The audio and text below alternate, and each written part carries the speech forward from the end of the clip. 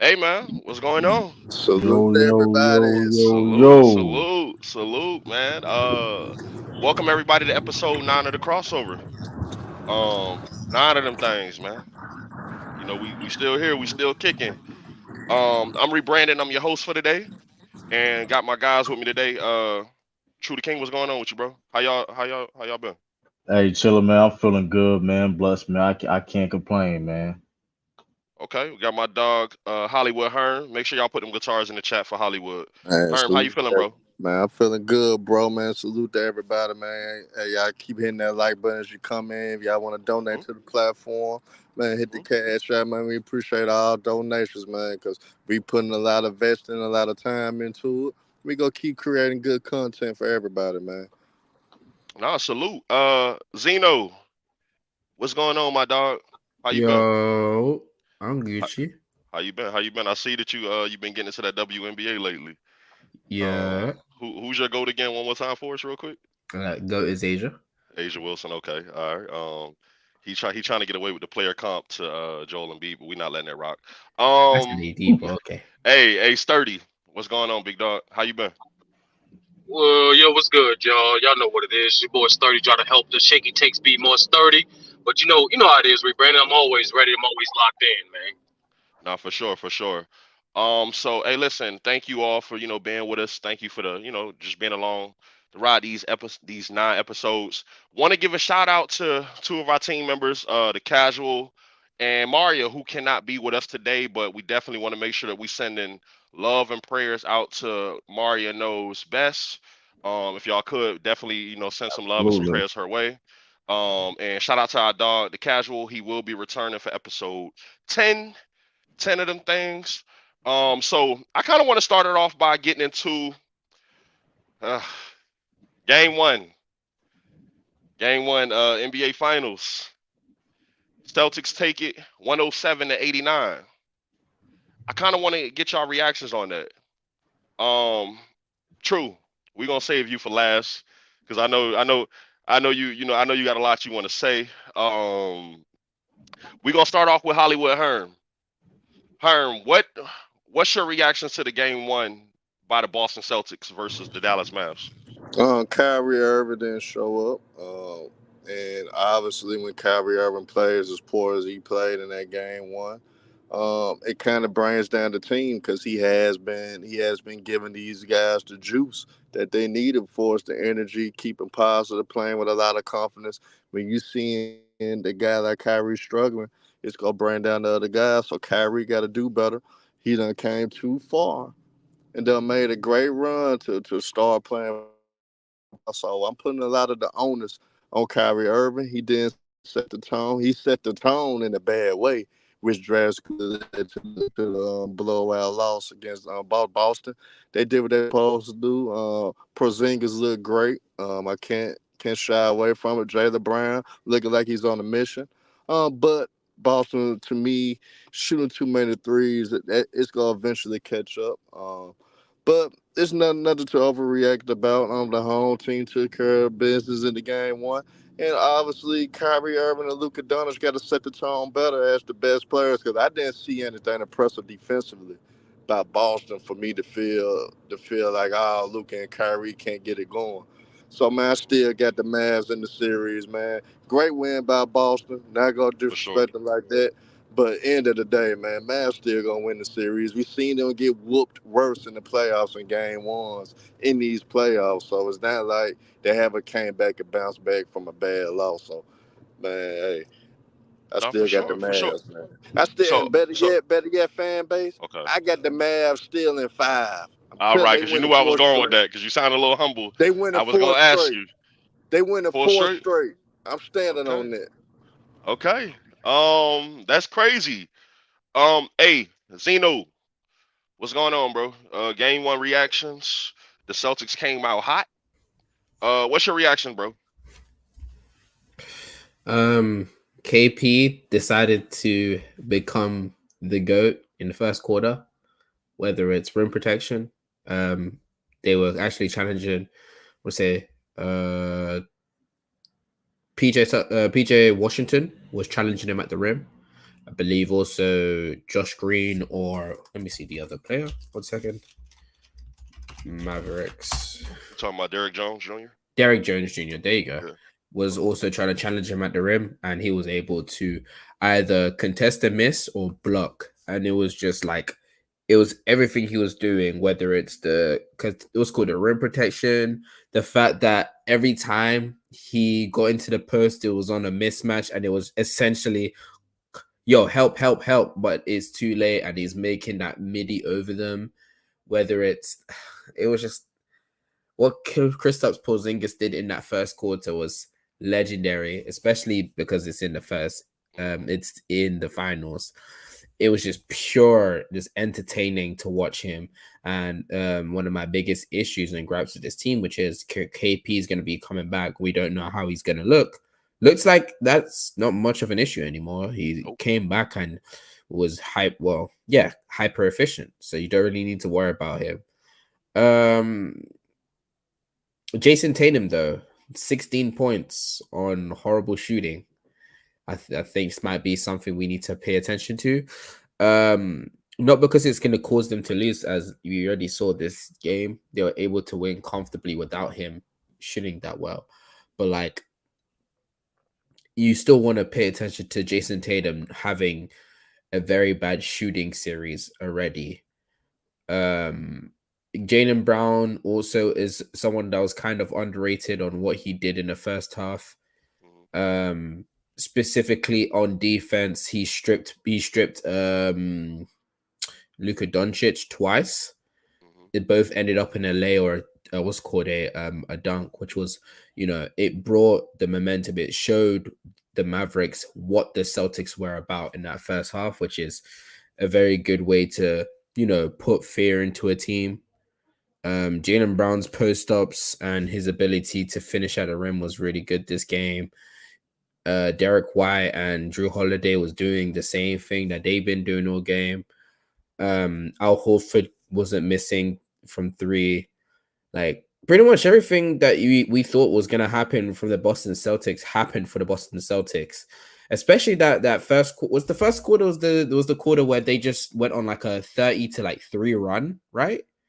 And like it was just super quick. It was just 3 after 3 after 3, which is something I knew would happen. And I also thought it would be like their downfall in certain situations. And it actually happened. They won on a drought, I want to say in the third quarter, where they just could not make any threes. And the Mavericks just couldn't make anything. Like outside of Luka, this game, he was held to 1 point because of what they were able to do to one, stopping the usual advantage he had in pick and roll, the usual advantage that he would create in the pick and roll. They stopped that. They also were able to what's going on? Oh, they were also able to do damn. I forgot what I was trying to say. No. So let me Well, ask they you. ain't do nothing special, Zeno. You didn't have to think. You didn't have to overthink. They ain't do nothing special. Here he go. Hold on. So Zeno, before we get to sturdy, let me just ask you. You looking at how this Mavs team played? Are you ready to hit the panic button right now? Yes or no? Say that again. Are you ready to hit the panic button on the Mavs? Yes or no? After that game 1.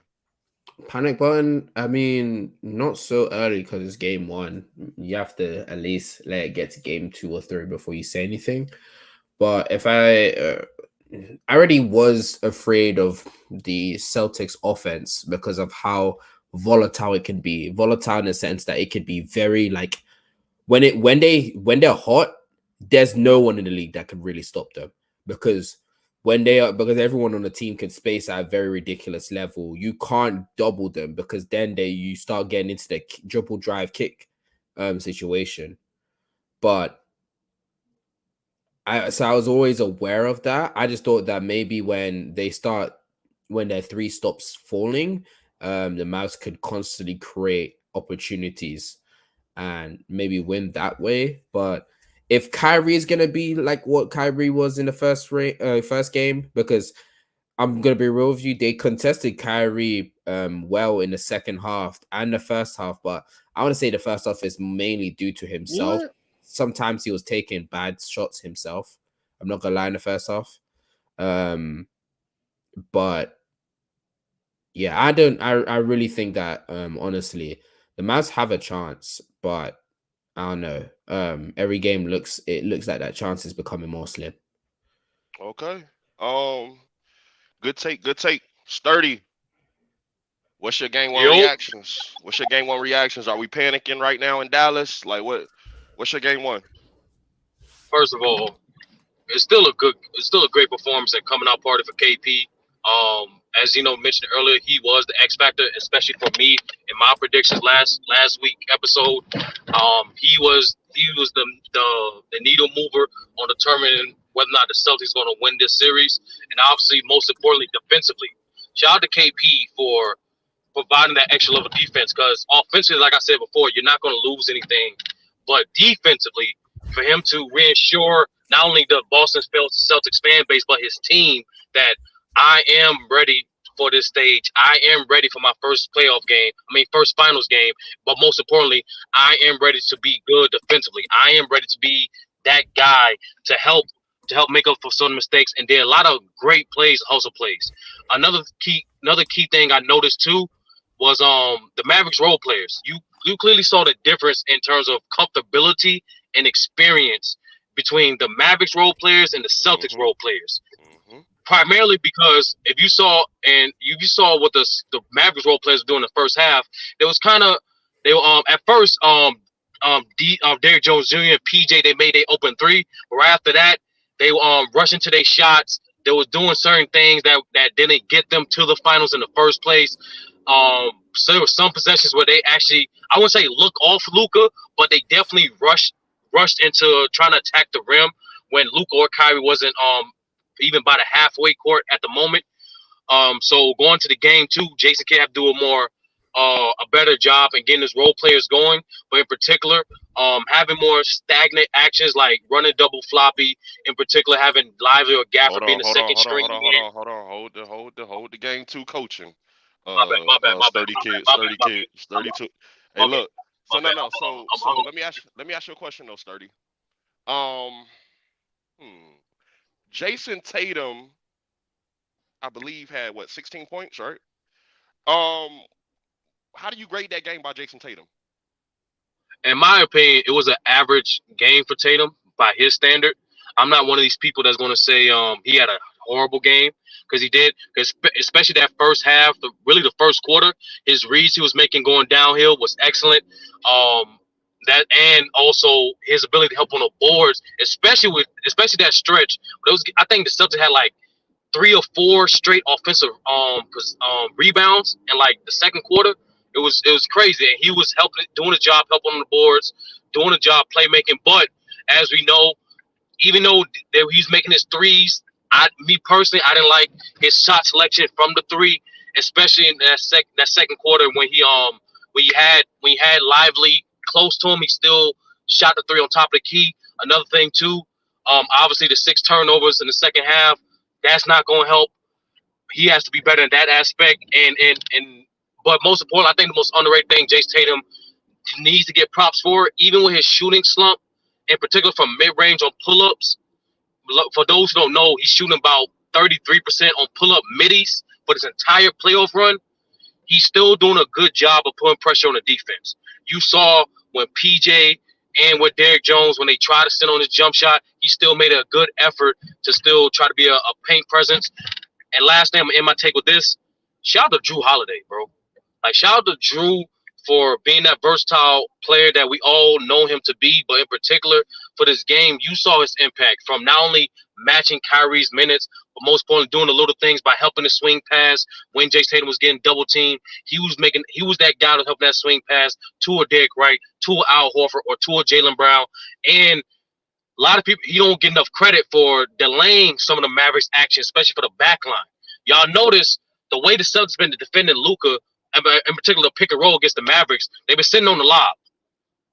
They're not giving up the lob. They sitting on the rollers. They're literally telling Luka and the Mavericks, listen, we gonna entice the role players to beat us on the weak side. PJ is gonna be open in the corner. Derrick Jones Jr. is gonna be open in the corner, but are they gonna make their shots on this stage in this finals? And we saw that evident in game 1. But I'm gonna land it with this. That was an impressive performance by the Celtics. For those who don't know, that was the highest. At one point that was the highest point differential in finals history during the first half. But shout out to Celtics for the securing game 1. But we gonna obviously get in adjustments later on. No, for sure. So hey, listen, great game by the Celtics. They came out, they handled what they were supposed to handle. In Boston, that crowd was crazy. Shout out to the crowd. Shout out to Tom Brady on the hype video. Me and True were going through that hype video they had. Shout Let's out to that. go. Man, they took their shots at the Knicks. But I will say this. Jim Crow. Oh, brother, here you go. I'm gonna say this, man. The Celtics came out with the right energy. Porzingis came out and he made a statement early, right? Going like 10 days between the conference finals and the finals, and we were kind of questioning which Porzingis would show up. Would he be hobbled? Would he need to get his legs back under him? And I think he answered that question in game 1. He came out on energy. He contested a lot of our attempts at the rim, and I think he did a really great job because not only was he getting blocks, but he was doing a good job at contesting without fouling, right? And I think that's where we wanted to get him in foul trouble, but he's so long that he's so long that he. Brandon, I tried to let it go, but you said it Right. twice. Pause. Yeah, Pause. yeah. Pause. No Diddy, man. No Diddy, man. So, he did a really good job at contesting. When they switched off and Josh Green was on him, he put barbecue chicken. Derek Lively was on him one time, barbecue chicken. I think he almost hit a logo 3. The blocks, the contest, the energy that he was bringing, bringing those big men out, right? And I want to give credit to Jaylen Brown. Jaylen Brown, I know a lot of people have a lot of smoke for Jaylen Brown. He showed that, hey, listen, this is not gonna be easy. If y'all want that Larry O'Brien, listen, y'all gonna have to come through us. You're gonna have to play for real. He had 2 early strips on Luka. One I think was a foul, but they didn't call it. Whatever it is, what it is. 2 fast break dunks. The crossover on my dog Luka. It was embarrassing. I was hurt. I cried a little bit. He yammed on Daniel Gafford and Kyrie Irving. Jaylen Brown. He's not welcome in Dallas. I just want to say that he is not welcome. You know what? I see what y'all doing here. I'm gonna go ahead and hurry up and land. Y'all want to be petty? Hey, that's not us. That's the chat, man. Hey, the chat. Man. Chat real, bro. Nah, man. Shout out to the chat. Shout out to the chat. Shout out to the chat. Man, I'm gonna call the chat out. They overreacting, man. Y'all some overreacting. Like you do, like you always do, Herb. Hold on. I don't overreact though. Hold on, Herb. Don't hit the chat with the guitar just yet. Let me and True get in there real quick. But I will say this: Kyrie Irving has to play better. Yeah, that's crazy. Kyrie Irving has to play better, and he will be better. I think Luka will be pissed off game 2. So I'm ready for that. And lastly, I want to point out something that stood out to me when I was just kind of looking through the box score and the team stats and things like that. Is that the Dallas Mavericks only had 9 assists, and Boston Celtics had 23. Luka Doncic had 1 assist. Yeah, that's alarming. We do see that they're taking away that lob. We've led the NBA playoffs in lobs with 45. I think second was the Denver Nuggets with 9. So they're taking away that lob. They're trying to make us shoot. They're basically saying, listen, if y'all are gonna win, y'all are gonna shoot. And when we shot, we didn't shoot so well. We were 7 to 27 from the 3-point field. That's about 25%, and they went 16 to 42. That's about 38%. So I guess if there's a light at the end of the tunnel, is that they shot 42 threes. So with them living in game 1, they're eventually going to die in one of these games, and hopefully it's game 2. But True, you go ahead, brother. Your team is up 1-0. How are you feeling? I know you were nervous Um, before the series started. I know you were I scared. never was Hold on, nervous. let me introduce you. Let me introduce you. I know that you were scared. I know that you were crying a lot. I know that you know what I'm saying, you were having meltdowns and things like that before the game. Go ahead Arms are though, True. It's sweaty. on you. It's on you. It's on you, True. What's your Um, reactions? Wait, I Brandon, never was. Brandon, Brandon, were you saying his palms are sweaty? The knees Man, Um, weak, knees was weak, arms was heavy. I was vomit on this never. sweater already, I all never spaghetti. was. But go I ahead, never True. was. I never was worried. Like, you know what I mean. Only thing I probably had to concern maybe was the Porzingis coming off the injury. That was it. But with that being said, and I told y'all this, y'all better pray if that man if he's healthy or not. I said this. I've been telling people, listen, I'm not surprised what I saw in game one. Not surprised whatsoever. Some people is whatever. I don't know why. So it's been doing this all year. They're designed to blow teams out. They're shout out to Brad Stevens, executive of the year. They're designed to do this type of things. Um, the Mavericks. That being said, shout out to the Mavericks for fighting. They didn't give up. You know what I mean? Hope not. It's the game one of finals. You know they didn't give up. They got the game to 8 down. You know what I mean? 8 was down. They was down by 8, and guess what? Celtics. You know what I mean? Got back in the rhythm. Stopped being stagnant, and do what they do best. And hey, got that lead up even again. So it just, I mean, listen, man, like I said before, and it's obvious that the matchup problems is as clear as day that the Mavericks you can't fix that. You can't fix the matchup problems they have. Um, Defensively, the Celtics play elite, excellent defense. Um, the funny thing is those Celtics could have played better than that. That wasn't even the best Celtics, but that was their brand of basketball they played, but they could have played better than that. That's the thing too. So, I mean, it's like you know what I mean. When you take away like I said, sturdy. I mean, and rebrand, and they talk about the lobs and things of that nature. They also took away the corner 3-point shot that the Mavericks loved it been shooting all you know what I mean all season, all playoffs. So you take away the two bread and butter. You know what I mean. Listen, Kyrie Irving, if he gonna play good, he gonna play bad. That's whatever. And Luca, he had 30 points last in game one. But that being said, the Celtics are saying, listen, you're not going to beat us playing iso ball and one-on-one. You're not going and that being said too, if you're not going to be able to move the ball against great defenses and move the ball and create space and spacing and advantages in certain way, and you're not they have no way and chance to beat the Celtics at all. You just know. The Celtics will be fine allowing Luka to play iso ball and things of that nature. You know what I mean? If that being said too, if that corner three is not available and they take away the lob shots, them PJ Washington and Derrick Jones Jr. They have to make listen, you have to make balls. They have to make shots at the end of the day.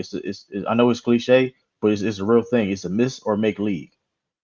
And prime point of when you look at the Celtics um and the fact that, you know what I mean, people say they shoot too many threes. Well, those threes that the Celtics shot, they was open.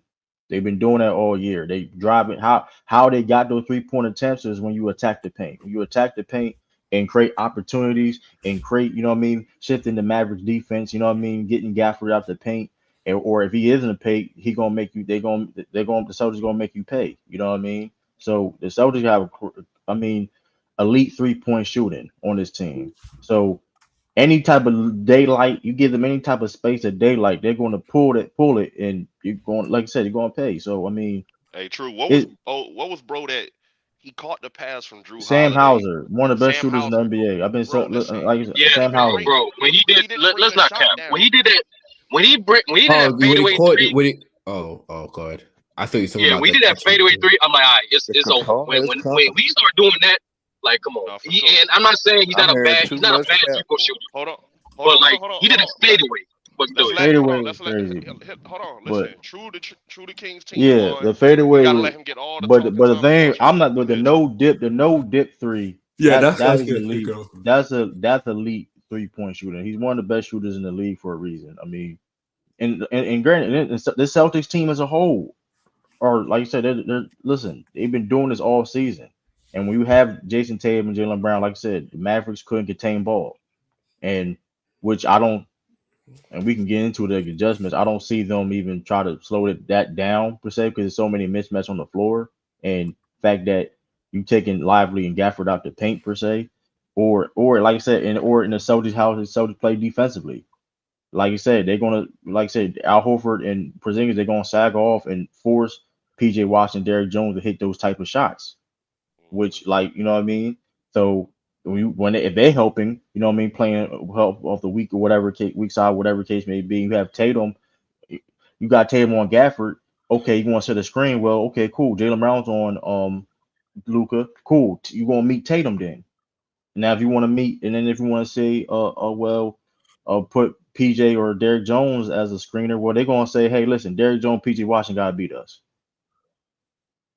They gotta make that shots. And that being said, hey, good luck with that. Because listen, if it ain't the They corner, if they not shooting in the Y'all are corner, so damn simple if minded.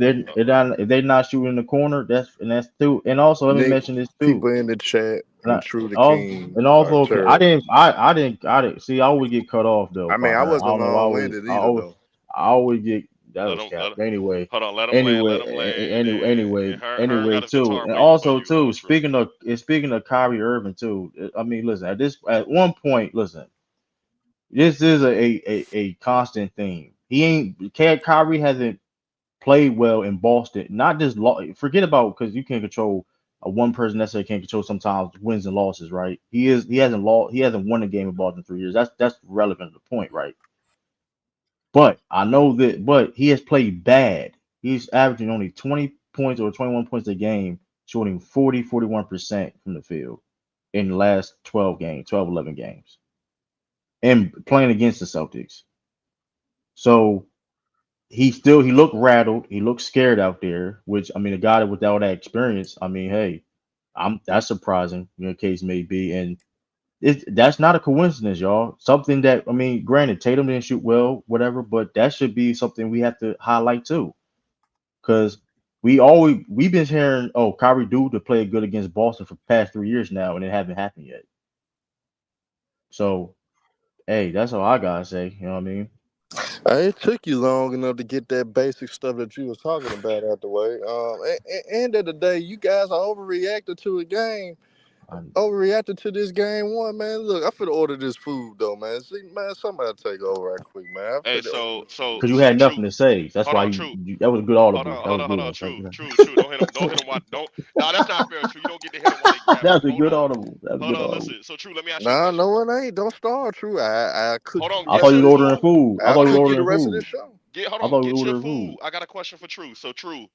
Was it that Jason Tatum had a bad game, or did he just his team around him played so well he didn't have to overexert himself on You offense? said Tatum. Well, Tatum did. Listen, Did Tatum he have a hasn't been Did he have necessarily. a bad game, or did he just No, play bad? he had a good game. He did what he was supposed to do to help his team win. I That's agree. all that really matters at the end of the day. Did he Yeah. hurt the team? No. When he come, like I said, he was the best rebounder on the floor. He played great defense. Like I said, which is like um playmaking. You see that, like I said, and plus, like I said before, it's gonna be tougher, like regardless of if Tatum shooting well or not. Look at the defensive attention that the Mavericks are getting them. They're legit forcing Tatum to pass the ball. Which, that being said, I don't think that's a good idea per se, because you have other guys clearly that can beat you. Okay, you're gonna leave Jalen Brown open in one-on-one situations, or Porzingis or Derek White or Drew Holiday. Good luck with that. And that's why I said Celtics in 5 or 6 games. That's why I feel so confident, because the fact that you're going to overhelp and leave guys like Jalen Brown, guy that could possibly win Finals MVP, open Yeah, is on a I hell of a said that run. initially. That's I tweeted that initially as I'm watching the game. Y'all first four looks, y'all were wide open. Y'all just canned them, right? yeah, And Derek White came in, got y'all started. He hit two in a row. Al Horford hit one from the corner, I believe, and it was off to the races from there. Um, I think that I want to see what Jason Kidd does for game yeah. two. I do. I definitely want to see the adjustments Oh, that he makes. and Oh, go my ahead. Go ahead. fault though. Iron Man 32. He had 6 turn. We mentioned he had 6 turnovers. Yes, we Yeah. that's the only thing I really can get mad that he did. Like, be honest with you, like, because even with his shot, even with the inefficiency though, the one thing I've been praising Jason Tatum is in which other people have criticized him, that he need to do more, be aggressive. and attack the paint. And regardless, hey, as long as he's doing that and not necessarily the selling outside shots, he's doing that, drawing the defense, forcing the defense to move and shift. Hey, Oh, that he listen. clearly is impacting the game. He doesn't, like I said before, it's just Tatum is showing growth in this game. And listen, hey, I don't need to dominate. I don't need to affect the game and Man, you impact don't the game know without what you're scoring. talking about, Uh man. oh. Uh oh. You don't know what you're I talking about. mean, Look, did I look. say what I said was a You Go lie? said a ahead. lot of things wrong because Let them first of all, dance. Tatum had more turnovers than assists, so his playmaking is not really that good anyway. So while you talk about playmaking for Um, Tatum, he had more turnovers than assists too. Don't you realize Dallas typically, except for the Minnesota series, just play bad in game ones, period. So if you go talk about some things, that's why you shouldn't even overreact to the game because we've seen Dallas I'm, play poor. We've seen the Clippers team blow them out by 30. And you seen what Clipper Looking fan base did? They bragged, the yeah. front run like your capping ass doing, and you Okay. seen what happened. And you Okay. seen So let what me. happened. So you got to give So Dallas benefit of the doubt until okay. Well, game let's 3. say. Well, let's go off the. Let's. let her learn. No, he's. I thought he was done. I thought Sturdy, he you was got a lot of done. feedback too, though. I thought he was Yeah, done. I thought he let was her. done. I thought he was Now done. My let him fault. interrupt so I can interrupt him later on. No, I So he thought he can was done. I interrupt. thought he was He done. can My fault. interrupt. I No, go was. ahead. Go Now ahead. go Go ahead. ahead. Go I ahead. thought 30 because 30 started saying something. My fault. I thought he was done. But um, I mean that sound cool. The benefit of the doubt. I mean, that being said, though, Tatum was. If you watch the game, he was making the correct reads. And first of all, Brendan Cash, this gonna be How? the only time I address you in this chat for the rest of the stream. How you impact the game and don't play well? That don't make no sense. You cook anyway. That don't even, you impact the Hell, game, but you didn't play well. That sounds crazy. But hell. anyway, um, like let's. And here's the thing too. Tatum had left 11 rebound. He had a double double too. So him, mind you, too. By the way, y'all, when Tatum has been double digit rebounds this playoff, they've been undefeated. So I that's mean, but why are you talking true? The Clippers beat them by 30 points. Beat the Mavs by 30 points in their game one. And end of the day, a lot of people did the same thing. Talk about Dallas, the Clippers had them rattled. Dallas couldn't get off any shots. The role players still didn't do nothing for the rest of that series. But typically, Luka and Kyrie Irving figured it out. With this dynamic duo, I've seen Luka Doncic and Kyrie Irving miss a lot of great looks. They miss a lot of looks they typically make, especially floaters and layups at the rim. They missed a lot of those easy looks. And I think they was looking for looking for those lives. But since Boston is playing them now, if you look at Kyrie, just finish it at the goal, go up. Kyrie is one of the best finishers, if not the best finisher in the game when it comes to finishing at the rim as well. So end of the day, they just had a bad game. People had bad games, from when the and last y'all time and y'all only Kyrie won by played good 18 against. damn points. But when the last time Kyrie played good, so Kyrie's long I mean, he stretch of. played bad in the OKC. He But time played out, bad. okay, but He that's had a bad fine. game in the But we're talking OKC about, series. but we're He had clearly a talking bad about game in Boston. every series so far. So what you talking But about? we're clearly talking about Boston though. And that being said too, and listen, he can. I think game two is going to be a challenge game for the Celtics. It's not going to be an easy game. It's not going to be an easy game regardless of win, lose, or draw, or whatever, right? But so that being said, since we want to talk about the benefit of the doubt, Kyrie Irving hasn't played well against the Celtics in 3 years. That's something. Since since If we're since you going to want, use benefit of the doubt, well, right? since you want to bring up stuff, you want to bring up years past. I seen Kyrie But there's Irving a got blown out when they was faced against the 73 and he 19. just Since you played like to bad. bring up the past. Herm, he just Now but hold that just on, Herm no, just played don't bad do it, True. a couple of days See, ago. all right, you got it. Just know what I'm gonna do rest of the show. You got it. I'm just saying he played bad a couple of days ago. Like you just I'm not Hey, like you I'm got it, going to True. rem to You got it, True. You got it. Just like don't how is just like don't cry. okay Just cool. don't cry when I get you. Just But don't at the cry. same time though, you're not gonna just say and lie either though. How You just how I'm making up a lie? I ain't even get but to you finish just up. okay. I ain't even get to what I was gonna say. I say You said since you benefit bring of it up the doubt. past, since you bring it up the past, So True, I'm game one talking don't about mean these so game one playoffs. don't You talk with that. about for the last, you talk about 3 years. So But since you it going to the past, True, I I was gonna mean lead it to a situation with you. Talk about Kyrie Irving went against the 73 and 9 Warriors team. They got blown out the he's a first great two. player. He's a Hold great on, True. player. Hold on, True. Hold on, because if you go keep interrupting, just don't say nothing to me when I do it. So you can interrupt if you want to. So are you going to keep cutting me off? You can if you want to. Just know that Now I'm we better than that. So now we playing the victim card. This I'm is not crazy. playing the victim card. I'm just saying you can if you want to. So All I know go is ahead. I'm just saying. I'm just saying wait until you. I just wait till you finish. All right then. And the day that against that same 3-9 Warriors team, the Warriors was whooping Cleveland. First two games were blowouts, dominating Cleveland. At the end of the day, bro, LeBron James and Kyrie started putting up magical performances. The same thing that happened here with certain adjustments Ty Lue made as well. The same thing that happened here. Luka and Kyrie could start putting up historical performances with Jason Kidd making adjustments as well. So why overreact to a game that neither team particularly played well? Just that one team made more shots than the other. It was nothing special that happened in that game one other than Porzingis coming back from the hiatus and performing, had a great performance, had the best They performance out made of more any threes, Celtic by the player. way. It was I, I, 35 shots to 39 shots yeah, made. They just happened to make more threes. But go ahead, yeah, King. so end of the day, it's nothing special that happened.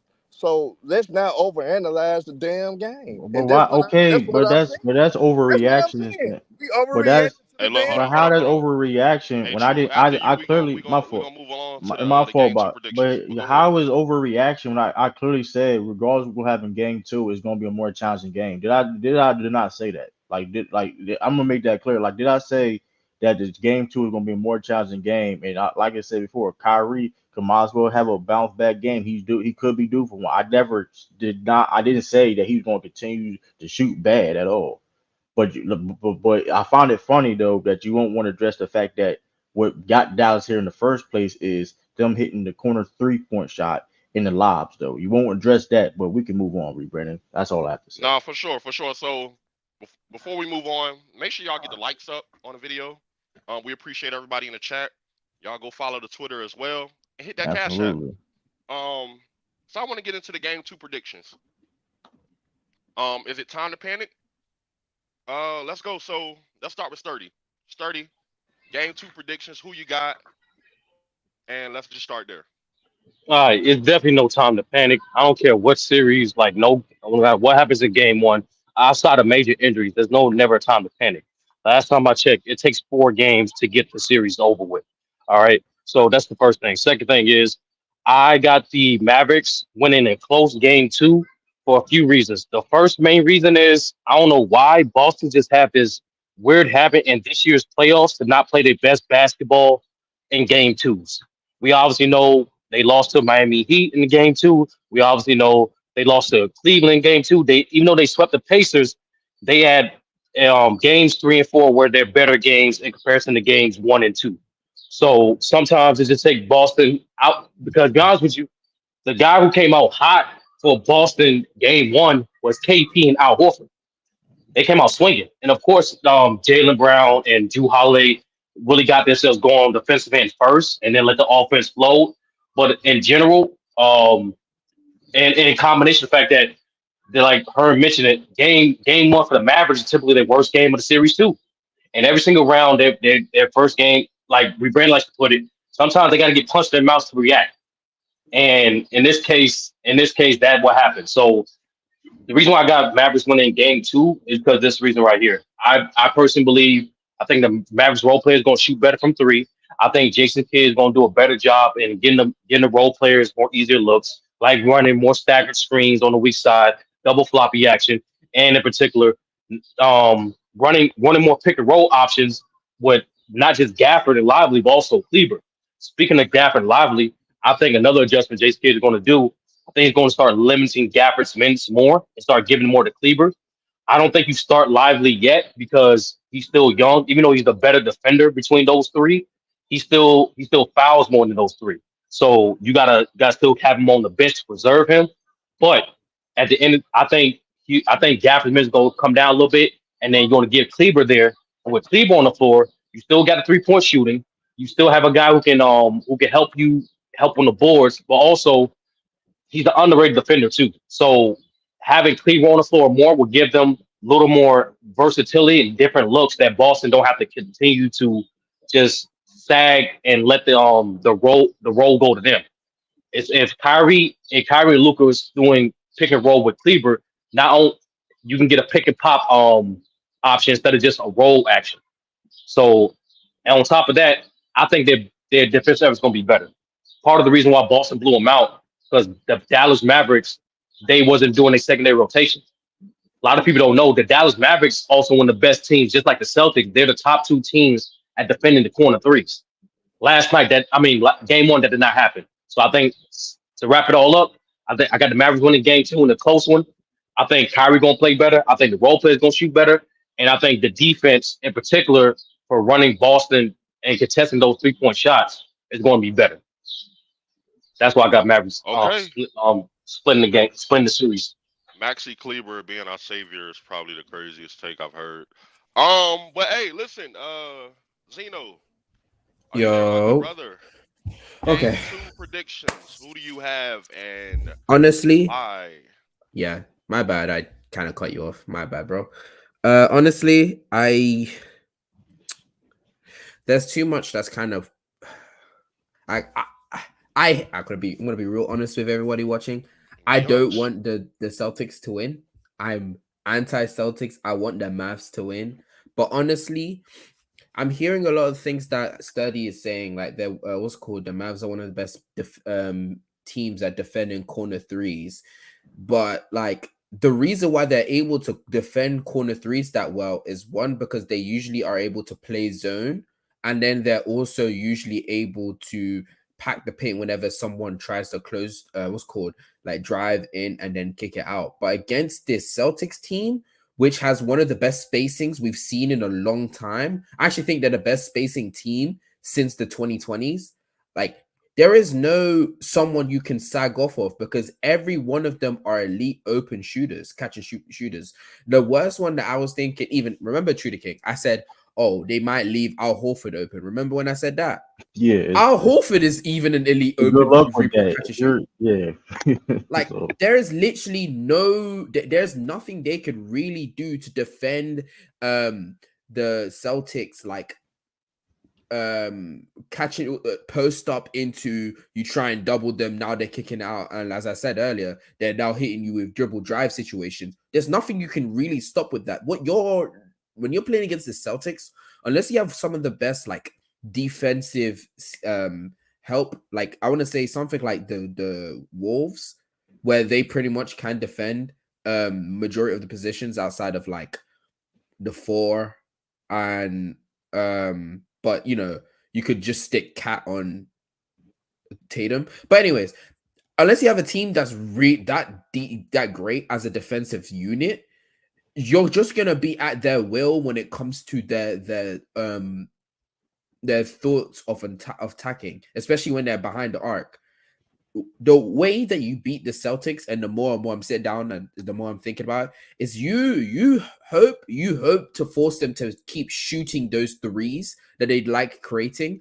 And yes, I kind of agree with True when he said, yes, they do create open threes for their team, but they also do end up shooting contested threes quite consistently, actually. And that's why they have some times where they're really sat there and they're now like starting to miss threes consistently.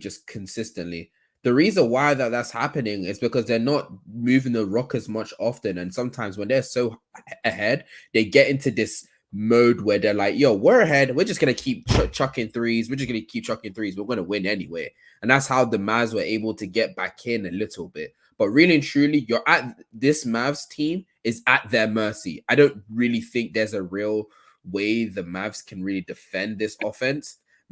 Unless someone can tell me like a defender on the team, on the Mavs bench that they can put in. I've said this from the jump.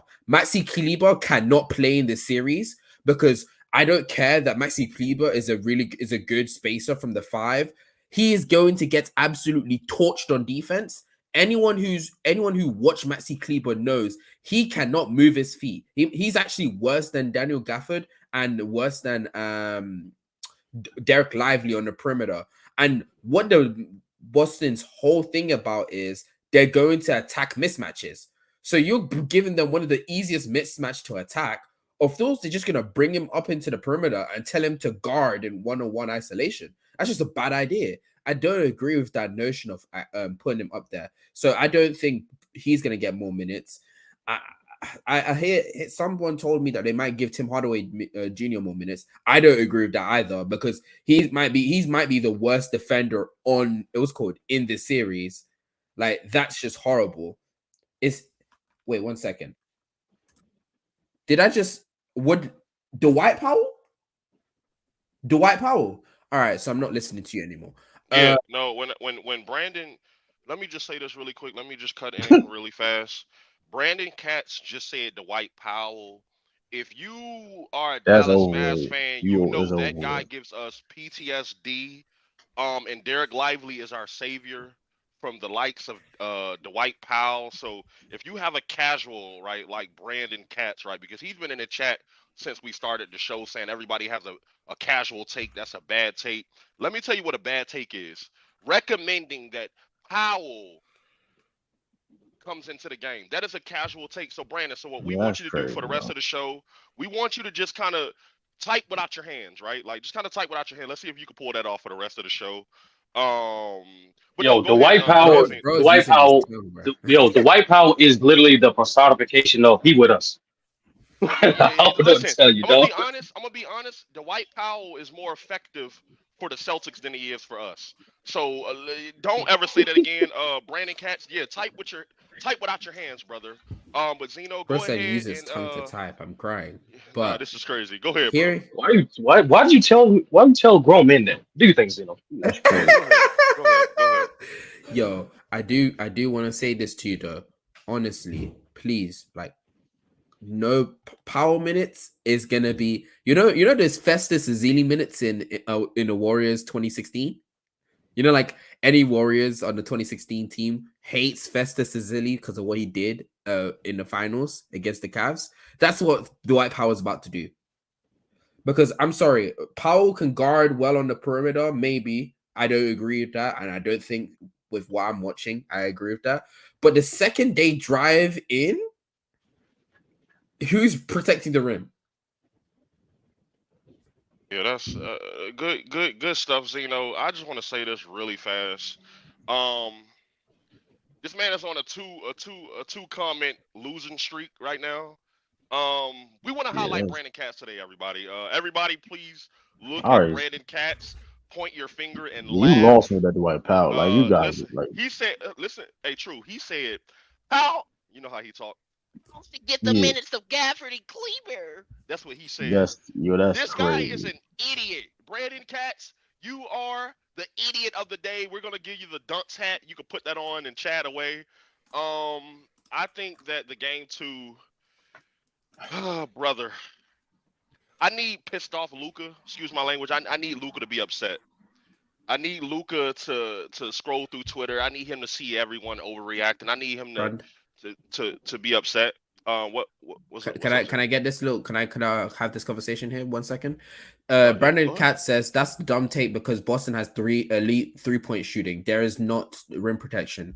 So when Boston pulls out the big from the rim, and you say you're gonna put Dwight Powell in the perimeter, so when they pull the big out of the rim, and let's say it's Jaylen Brown isolating the big, but that's still a mismatch regardless, though. Like, even it's an upgrade, it's still a mismatch. That's what we. True. Like, that's what. Zeno's about to break it down. My fault.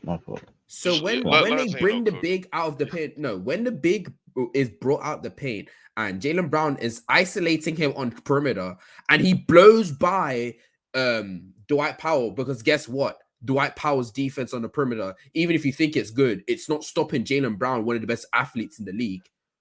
Who is protecting the paint? I need someone to tell me who is protecting the paint. Luka? Is Luka protecting the paint? PJ? Nobody.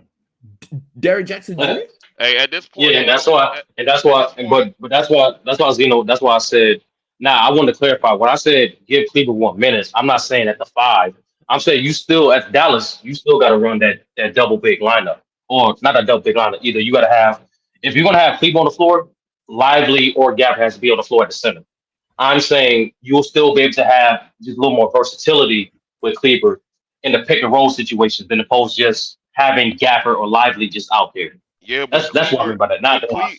but Are you? Kleber is still hurt with that hel- shoulder injury. He's still Hello. hurt, right? So he's a What? liability. Mhm. I guess if you want to make the Celtics play honest defense, you can maybe leave him out there. Yeah, But yeah, that's what it is. Thank Like, you. because Kleber Thank that's you. what it is. Thank you, But Lamont. if he, This is what I was gonna say. Yo, yes, they have elite 3-point shooting, but the big is gonna have to roam back into the paint, and then the team Yeah. is gonna rotate around that. So there will hmm be what's called paint presence. It won't be like the level of when they were against the Wolves or some. Exactly what I was about to say. It won't be to the level when they're playing against other teams because yes, they have elite 3-point spacing, but they still will be paint presence. Dwight Powell being on this court means there is zero paint presence, which is even worse because then they could just keep attacking and finishing at the rim with no with no resistance. because That is just Powell can't stupid. give you anything on offense or defense. So you just right. Yeah, right. like So it's like, what are you doing? he's with us. I get it. If you got money on Boston, by all means, play Dwight Powell. Hey, listen. Play him as much as Hey, possible. listen. Boston, Come on, dog. If you see Dwight Powell come on the court, My fault. that's a game for y'all. That's a win. That is a victory. My Go bad, ahead and Lamont. head on back. But I just think that yeah, Luka, I need you to be upset in this game. I think we should definitely try to get our role players going early. Like we definitely got to have Dwight, not Dwight. Oh Jesus Christ, Lord heavens. We have to You have see what PJ Brandon is Washington. doing to you? You see what Yeah, Brandon is doing to you, I'm Brandon? bro. Dwight, brother, dude, traumatized me. But we have to have Derek Lively and everybody like they got to be involved. And we can't just be relying on Kyrie Irving to take. Because to me, I think game one he was forcing it a little bit. I do think that he was forcing it. I think game two, Luca, please be aggressive, please be upset, but also get PJ Washington involved. And I'm gonna be honest with you. At this point, I don't know what to do. Right? Like maybe let's see what Markieff Moore's got. You what know is that's Bro over doing? with. You Yeah, know I what know. you put them Bring on. bring bring bring him in at this point, right? But it's game one. That was a game one reaction. That was a game one. It's not an overreaction. Basically, what I'm trying to say. I think we'll be okay. I'm gonna be honest, y'all. I'm not so confident, man. I'm gonna be honest with y'all. Um, I'm not so I confident. can't believe you shooken up by Boston, I'm man. not. Talk to him, Herb. Why shouldn't you be Nah, shipping like up? What you got? Like What you got winning game two, Herb? I got Dallas. I got Dallas winning game two convincingly. I think they'll win by 8. I get them winning by 8 points. I just think Dallas gonna play a more better control game. I think they're gonna be more focused. Sometimes those players that not used to moments like this, they got their nerves out the way. They've been well coaching these playoffs. J Kidd, he'll get the message through. Kyrie, he'll lead better, and Luka Doncic will be more aggressive. He got a little motivation from Drew Holiday saying the crazy things that he said. So Luka gonna come with some a lot of energy. I think Dallas gonna come with way more energy than they did in that game one. And they normally particularly bounce back after losing the game one. So I think Dallas would be fine. I think we overreacting now when it comes down to like game three or something, and we keep seeing the same things or seeing the trend that is gonna work out in the Boston's favor. That's when you come with these type of analysis. I think the type of analysis that I'm hearing now people trying to make it seem it's already over. And if that's the case, y'all don't know anything about basketball if y'all trying to make a case that it's already over, because that's the type of analysis that I'm hearing, like it's already over. Yeah. So, chat, tell us who do y'all have, man? Do you have the Mavs winning game two, or do you have the Celtics winning game two? I go yet. You said what? Well, I go. Oh, you about to. Oh, you about to go. Oh, Nah, I'm about to go. Oh, my fault. My fault. My fault. Wait, what's going on? nah, you good, you good, you good. I was Yeah, just you saying getting about it. forward and stuff. Leading, Yeah. Oh, leading. okay, okay, all right. So, but before we move on to our next topic, make sure y'all get the likes up. Those things are free, y'all. Definitely make sure y'all get the likes up. We appreciate all the support in the chat. We appreciate y'all tuning in wherever you're tuning in from. As a matter of fact, let us know where y'all at, yo. Like where y'all tuning in from. let's see if we got some lit cities in there. Shout out But to my boy Tyson Thomas, man. The oh no, shout out, overreaction is crazy, man. man. Yeah, Listen, shout shout out to out to Tyson. Tyson. Shout out to Yeah, Hitman. did I Shout give out my to game Blue two Pope. pick? Did I get my game two Oh, my prediction yet? fault. Yeah, Oh shoot, oh shoot. Hey, Did hey, my hey, hey, game? hey, true, hey, true. I My, wasn't being petty, bro. I didn't no, want no, to, you good, you good, you good, you you know good, what I'm saying? good, You you know, I want to good, hear what you you got to good, say, you bro. good. You know, go ahead, hurry up. I mean, that's crazy. The hurry up is wild. But listen, I mean, I ain't gonna hold you. Like you said, they don't. The Mavericks don't. The Mavs don't have the personnel. The Mavs don't have the personnel. It just you're gonna have to ask Kyrie and Luka to make tough shots, which they are two probably the best in the league, whatever shot makers in the game, to give you combined 60 to 80 some points per game. Um, in which get against this Boston Celtics defense, that's tough to do. This team, the Celtics team, is designed to create multiple mismatches against any team in the NBA, and it's evident. You know what I mean? It's too much shooting, too much spacing, too much shot creation to the Mavericks can handle. Be honest with you, like I mean, the Mavericks had trouble containing the ball. Like they're going to keep attacking Luka, they're going to keep attacking Kyrie. Derek Lively in the perimeter. If like I said, hey, if Derek Lively do it somehow be in the perimeter, they're going to attack. Like you see how easy it was to get by him. It's a team game for a shout out to Garrison and I see you. It's a team game for a reason. Like I mean, yeah, and yeah. And one of the reasons why we may hear this and maybe an overreaction because a lot of people that's picking Dallas, all I'm hearing is that well, Luka Kyrie will going to do this, well, Luka Kyrie going to do that. Well, they need everybody else in their team to step up and to perform also. They can Kyrie, like you've seen what the Celtics did. They're not blitzing Luka. They said, "Listen, Luka, you can do whatever you want to do. But one thing we're going to shut everybody else down." So it's a tough, tall task for the Mavs. To be honest with you, it's clear as day. The numbers show that it's the Celtics should win comfortably in this series. And granted, yeah, they Mavericks fall back and cut it down to 8, lead down to 8, whatever. But that being said, too, you know what I mean. Going back to Zeno said that the offense can be stagnant at times. The Boston got right back to you know what I mean, back to business just like that, and build that lead right back up just like it's nothing. So it's like, I mean, Hey, true. Let I me don't let know, me man. let me That's all I true. gotta say on that, man.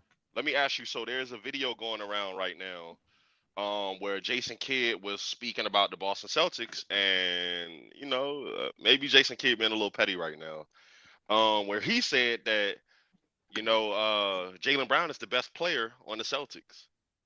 Al Um, Horford gets wind of this, and Al he Horford, laughed. I get he kind of laughed it off like, oh, I see Yeah. what he's trying to do.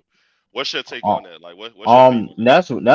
that's even more reassurance though, in my opinion, that the Celtics is going to cruise in this series because, granted, the series is not over yet. The Mavericks going to compete regardless of what the score is. That's shout out to them. They made it to the finals for a reason. I thought. Not going. But that being said, though, Hmm. Jason Kidd using mind game tactics in game two to basically force Jason Tatum not to play the right way because that's what it was, right? The ego, you trying to play the ego trip thing. Oh, because Jason Tatum getting a lot of noise of him not shooting well, whatever. So that you know what I mean, or force Jaylen Brown not play team ball. You know what I mean? So that should be concerning if you are picking the Mavericks that he's playing if he's top of playing these type of games this early, especially when you're Jaylen Brown the best player on the team. Well, but you're giving all the defensive attention to Jason Tatum, and you're allowing Jaylen Brown 1-on-1. So it's like that should be concerning. You know what I mean? That should be concerning, especially you gonna use that trick against this Celtics team at this point where they already learned from that. So I mean. No, for Hey sure, man, for it's sure. that's I mean, I have a question for people in the chat, specifically Lamont if he's still here, but the rest can answer this. He says Dallas doesn't have the personnel to fix the problem. They can only wish for Kyrie or Luka to go God mode. And I don't necessarily disagree with this. I actually think that's pretty much true. But Lamont, if you're still here, what team in the league do you think have the personnel to slow down this high-powered offense, and why? Why do you think so?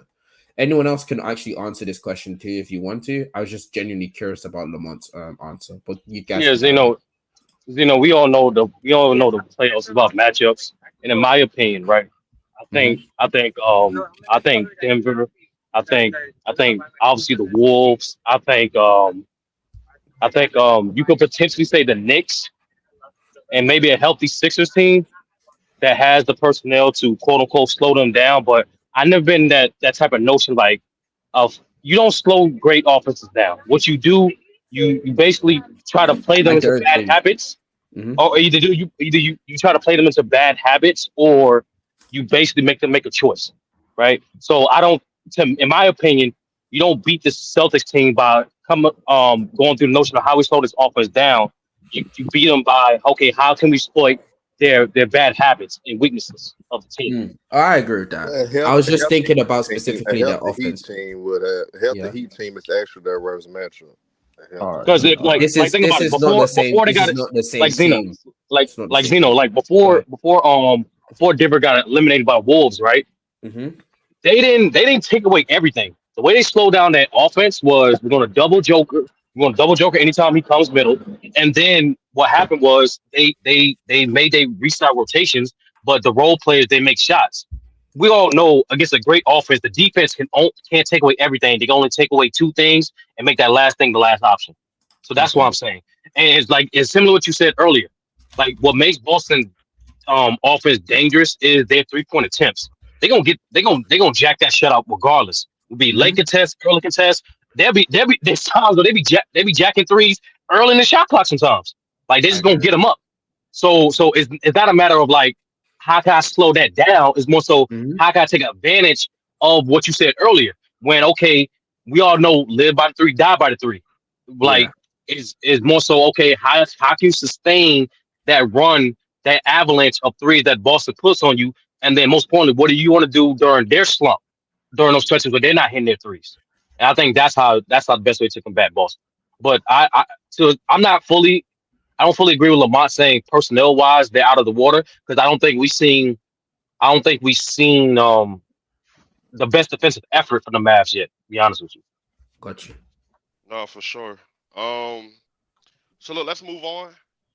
Let's go ahead and move on. So reports coming out right now that the Los Angeles Lakers are eyeing Dan Hurley. And let me just give y'all a little bit of history on Dan Hurley. He is the son of legendary high school basketball coach of St. Anthony's, Bob Hurley Sr. 51-year-old from Jersey City, New Jersey. Played point guard at Seton Hall from 1991 to 1996. Got his coaching start in 1996 as the assistant at St. Anthony High School, the same coach that his father's a legend at. In his hometown, spent 1 year there. From there, he spent 4 years as the assistant at Rutgers under Kevin Bannon. And from there, he got his first head coaching opportunity at St. Benedict's Prep in Newark, New Jersey from 2001 to 2010. Spent 2 years at Wagner and 6 years at Rhode Island from 2012 to 2018, where he would then go to UConn. And he is a two-time Division One tournament champion, two-time Division One regional Final Four, A10 tournament 2017, A10 regular season 2018, Big East champ, Big East tournament, and was coach of the year with a 292 and 163 coaching record. So, Herm, I want to get your reaction to this news. Do you think that Dan Hurley would be a great fit for this Los Angeles Lakers team, or do you have Yeah, anyone else in mind? yes, I think he'll be a perfect fit, not only for now but in the future as well. He's just a great coach. Period. He got the personality. He has everything that you need to have as a coach to be coach of the team like the Los Angeles Lakers. And by the way, they talking like they want to give him one of them long term deals, like an 8 year type of deal. If they doing that, that means they committed to him. That means when it comes down to how people may label LeBron as a coach killer or or whatever, when it affect Hurley because Hurley got the back of the franchise. He basically gonna be there for the long haul, and he actually probably could put more of an input for his strategies, for us how he disciplines the team, for us how he make players accountable. He'll have the backing of the whole franchise. So that wouldn't be much as an issue. But X's and O's wise, he's one of they won back to back championships at UConn for a reason. Um, what he did with that offense, they run pro style offenses at UConn. They was very efficient offensively as a team. Defensively, they got great defensive principles. I think especially if he has the type of personnel, he'll try to bring that same defensive strategy to the league if he has long, athletic defenders. And that's what he typically had at UConn. I think if the Lakers actually put a type of roster, let him choose the roster, let him have inputs on who they need to get, I think it would work out just fine. And I think LeBron and AD will respect him and play for him because in the day you can't influence him to get out, especially if they commit to him for 8 years. But I don't think this is not a guarantee though, as well though, because he in a great situation in UConn that he has all the control. He go to the Lakers, it is a players' league, so that's something to think about. Unless the Lakers are giving him full reign and full support on letting him have decisions on his coaching staff, letting him have decisions on the roster, if they're not giving him all that, I think he stays at Stay UConn. at UConn. Yeah. But if they give him that, this would be a perfect fit for the Lakers. You would be able to draw some young talent there in the future once LeBron and AD leaves the Lakers. And the Lakers will still be relevant in years to come. So I think they need to push the envelope on that.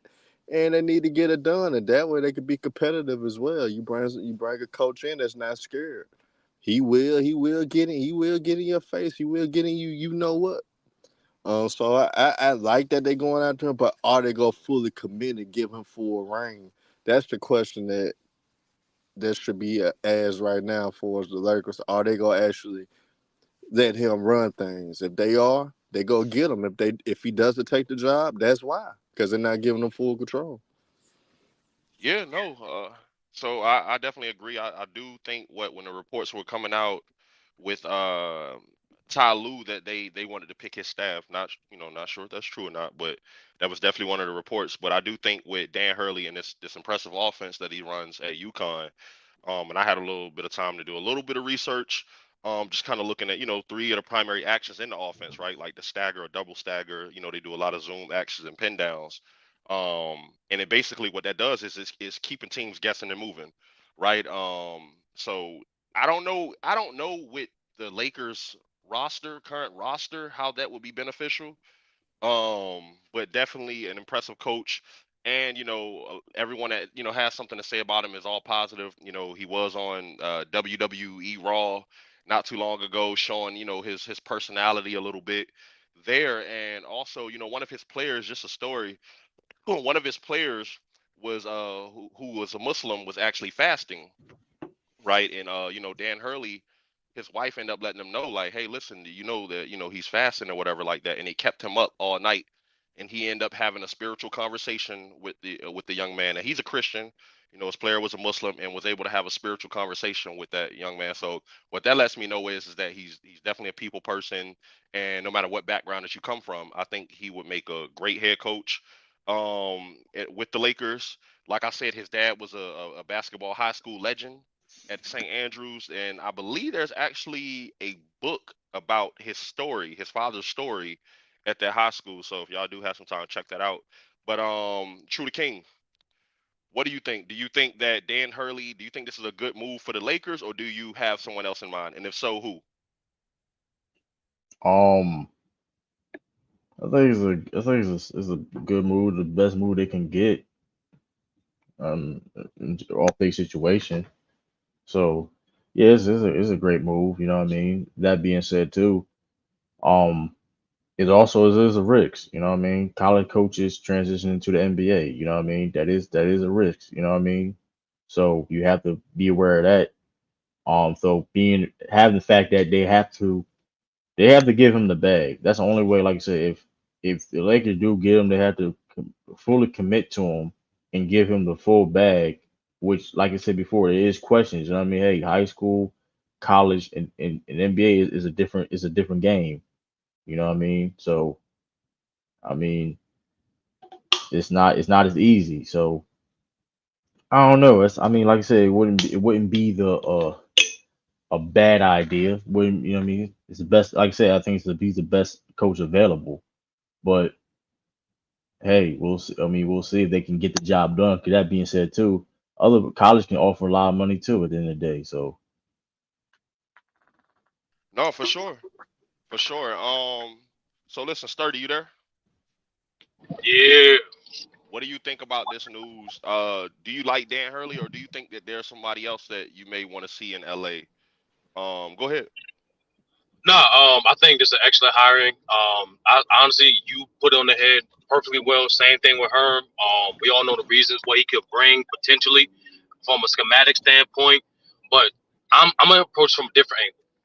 Not only he's the best candidate so far, like there's obviously great candidates too that hasn't been hired yet, like a Kenny Atkins or whatnot. But not only in my opinion he's the best candidate that they can offer. Most importantly, in my opinion, this is a do or die decision by Rob Pelinka. Like, at the end of the day, the Lakers is a historic franchise, and since Phil Jackson's departure, I believe they're on a 8th different head coach. 8 different head coaches, and some of those deals that you just alluded to right now, it wasn't necessarily for Ty Lue. It's not so much he couldn't pick his staff; it's most of the fact they shorted him a deal. Ideally, especially for a championship winning head coach like Ty Lue, you get offered a 5-year deal. The Lakers offered him 3. And for Frank Vogel, they didn't let him pick his staff. So for a guy that's prestigious as Hurley, the Lakers as a brass have to check their ego, but most importantly, show a little flex. Understand we have to show more consistency because the biggest downfall of the Lakers is the constant change and instability in identity and front office communication. How many times we heard reports of Phil Jackson? What's the brother name? Used to play for the Lakers. Had goggles on. White dude, 80s. What's the brother name?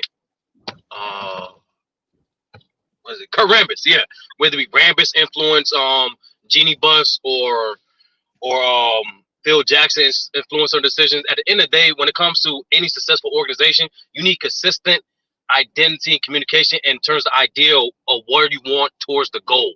And the goal, last time I checked, in the purple and gold, is to win championships. And the best way, especially in today's league with the new CBA rules, you need more consistency, you need more stability, but most importantly, you need a clear identity.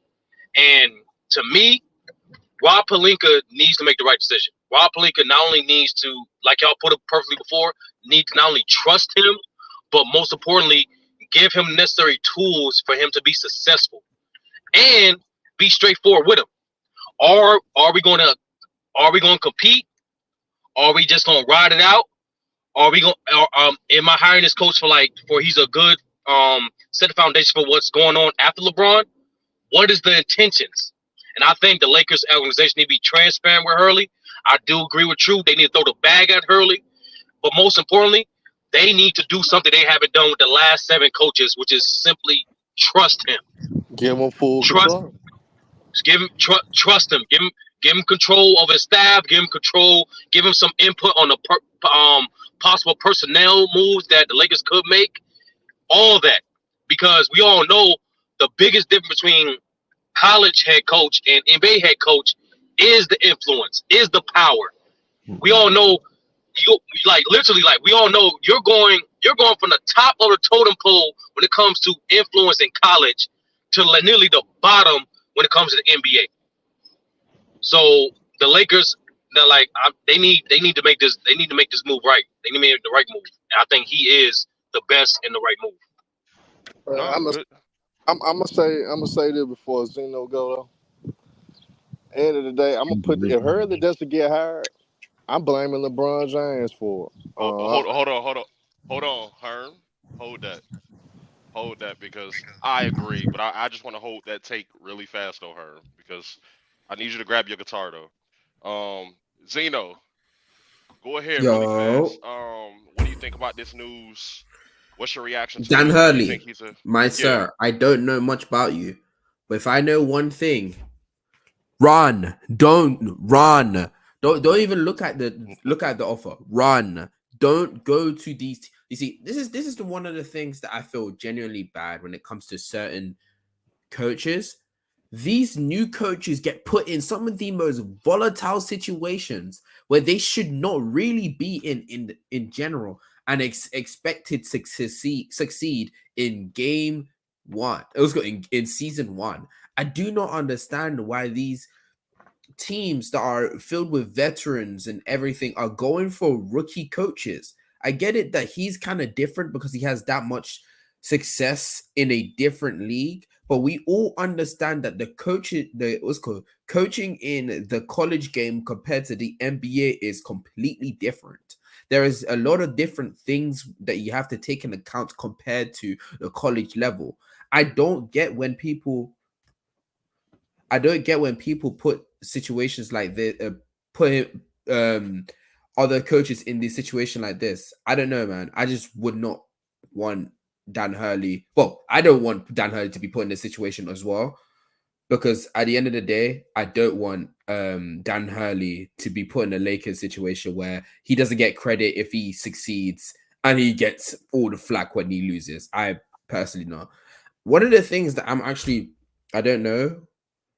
I think that people, I think some bad teams should try and take like newer coaches to, grow the team. That's actually been happening. Like, Jamal Mosley, the coaches on the Jazz.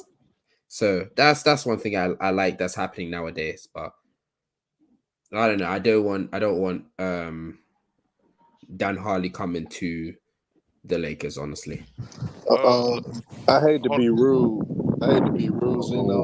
That was a cap take though, because that's a lucrative job to have, to be a coach of the Los Angeles Lakers. I don't give a damn who's there.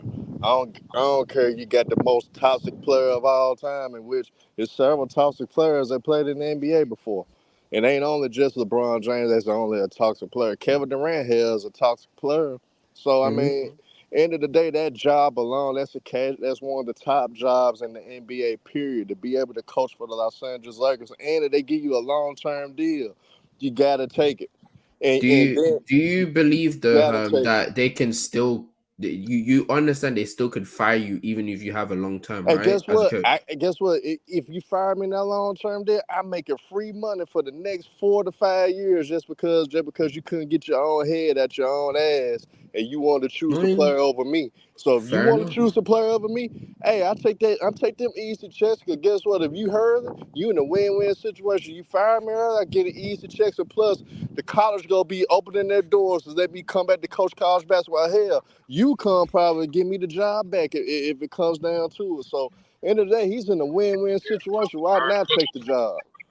So, end of the day, I don't like you saying that he needs to run away. No, he needs to take it, because that's a lucrative position to be able to coach for the Lakers. And then the Lakers need you. You don't need the Lakers. So you in a great situation now. You need the Lakers for as your legacy point. If you see yourself as trying to be the best coach of all time, this would be a career defining moment for Hurley. So I don't like when you said that. Now, if you trying to lead your point to say he needs to stay away because of LeBron James, I still want to agree to that. But I put it like this though: if Hurley doesn't take the job, it had to be because of shit, well, some things going on behind the scenes with LeBron James and the Lakers organization, for him not being able to have the type of control that he needs to have for him to leave UConn.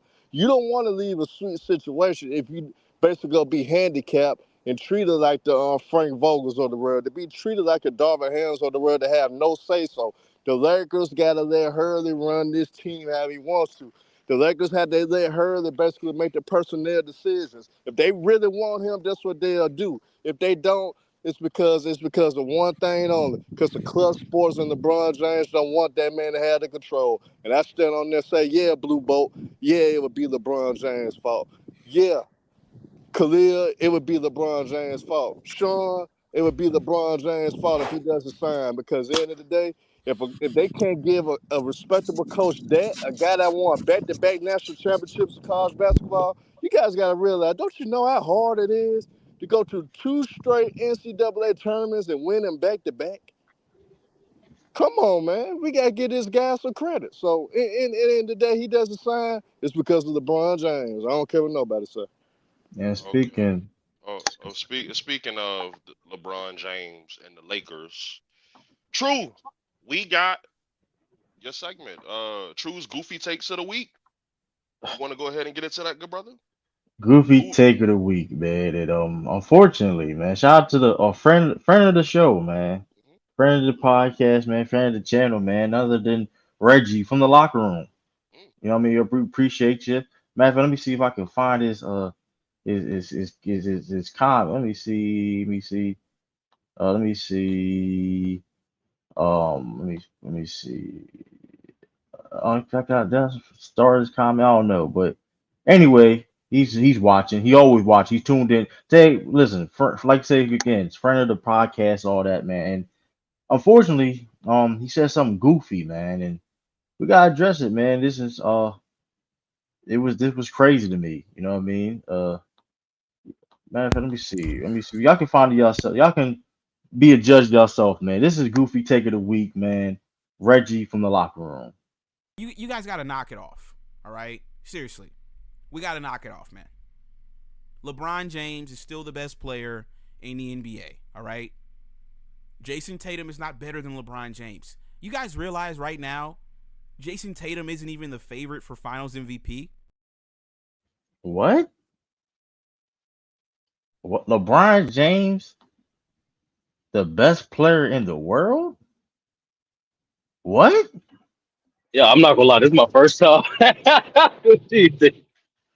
What? Mm. Forget him being better than Jason Tatum. That's like, but best player in the world? Because I don't think Jason Tatum's the best player in the world. But best player in the world?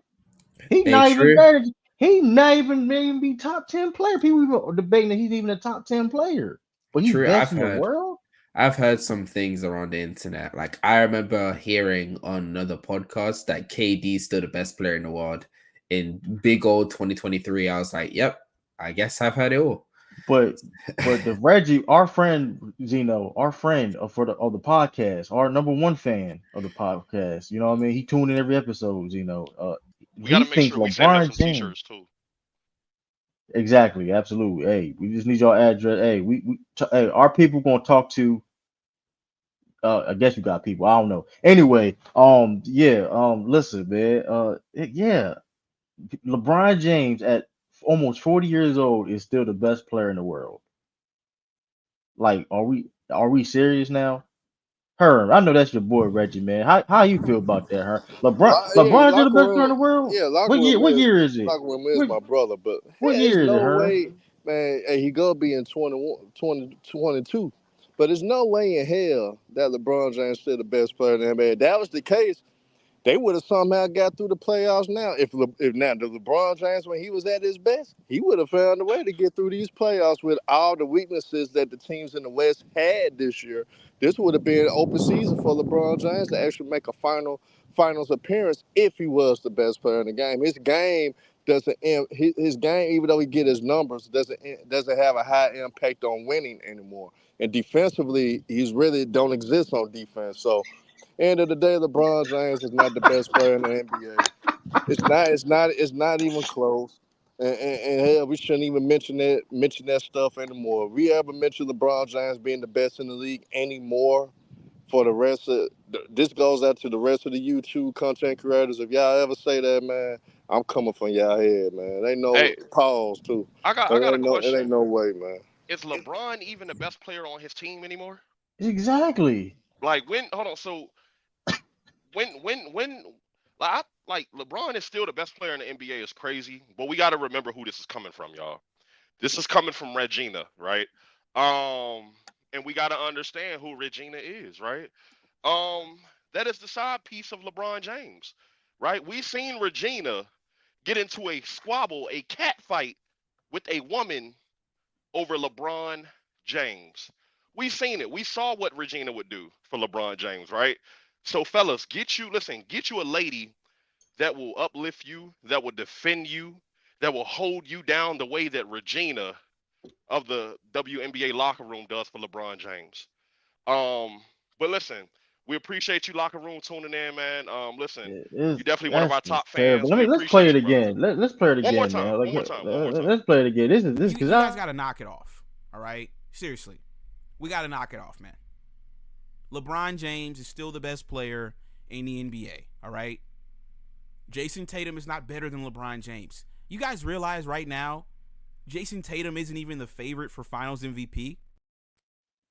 like here, and that's what let's go with, like LeBron James, the best player in the world, but he blames dudes like Austin Reeves of the lack of success of the Lakers. Blames of D'Lo, but LeBron so much the best player in the world, but he blaming Austin Reeves and D'Lo for the scapegoating them.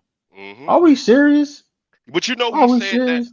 this is the same guy that wants Zach LaVine, right? Like with all the issues that the Lakers are having, this is the guy that's championing for the Lakers to get Zach LaVine. Hey, So I'm gonna we'll be get one honest. Zach LaVine. My Bulls will get one Zach LaVine too. Lakers, if y'all want Zach LaVine, man, just give us on Hey, Rue, we know we need to also Austin give Reeves, to him. and My fault. D'Lo. You can give My us fault, all Herb. three. You know we need to give Reginald or the locker room some more basketball knowledge, man. Listen, man. Hey, man. Listen, because the fact that you call people casual so quick with them TMZ sports takes you be having, man, it gotta stop, man. Like, listen, that was terrible.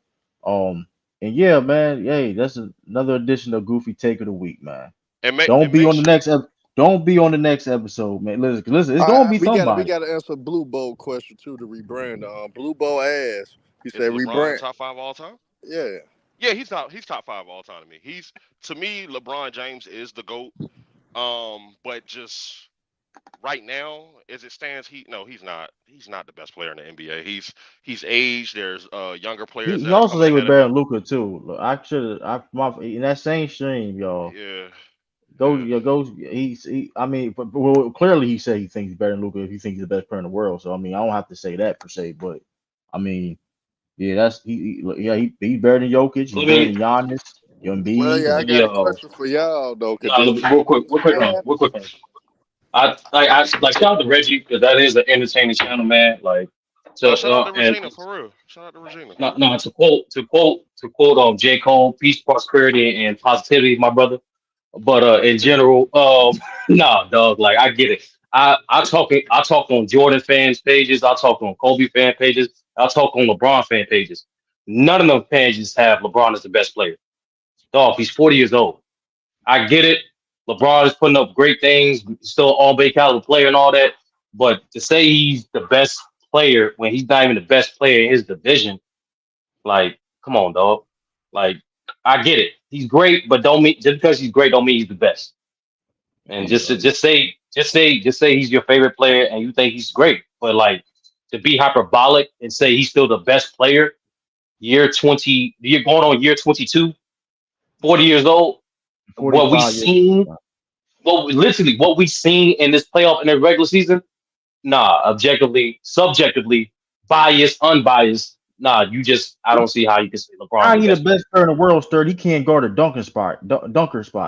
Come on, We man. got Come we on, got man. to That's do Come on, crazy. man.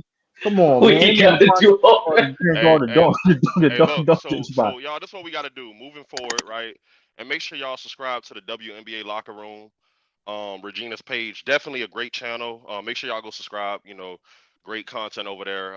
Where's Ben? We're still wondering. But listen, man. Moving forward, we're just gonna mute like certain people's like comments or whatever. Like we're just gonna mute locker room, right? Like he brings nothing to now this, right? we can't though if we got a goofy take of the week, man. We Yeah, can't but like we if we can't do block goofy out takes of It the had to week, anybody. be. It had to he be done. he'll be the goofy take every week. That's what I'm saying. So now. it's like It's like by at this point we default. Brandon, got to we start Brandon, muting that nah, guy. we Brandon. If we mute that guy, right?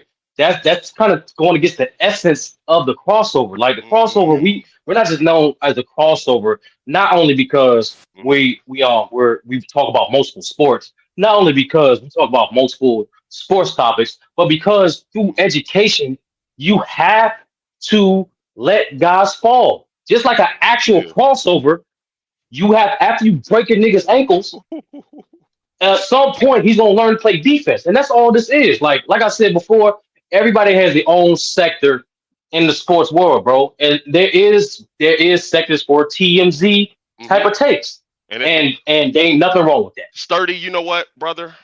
I've seen the light, brother. I actually, I've seen the light, and I gotta remember that locker room. His big homie is Dreamers Pro, right? And we know that the idiot doesn't fall far from the tree.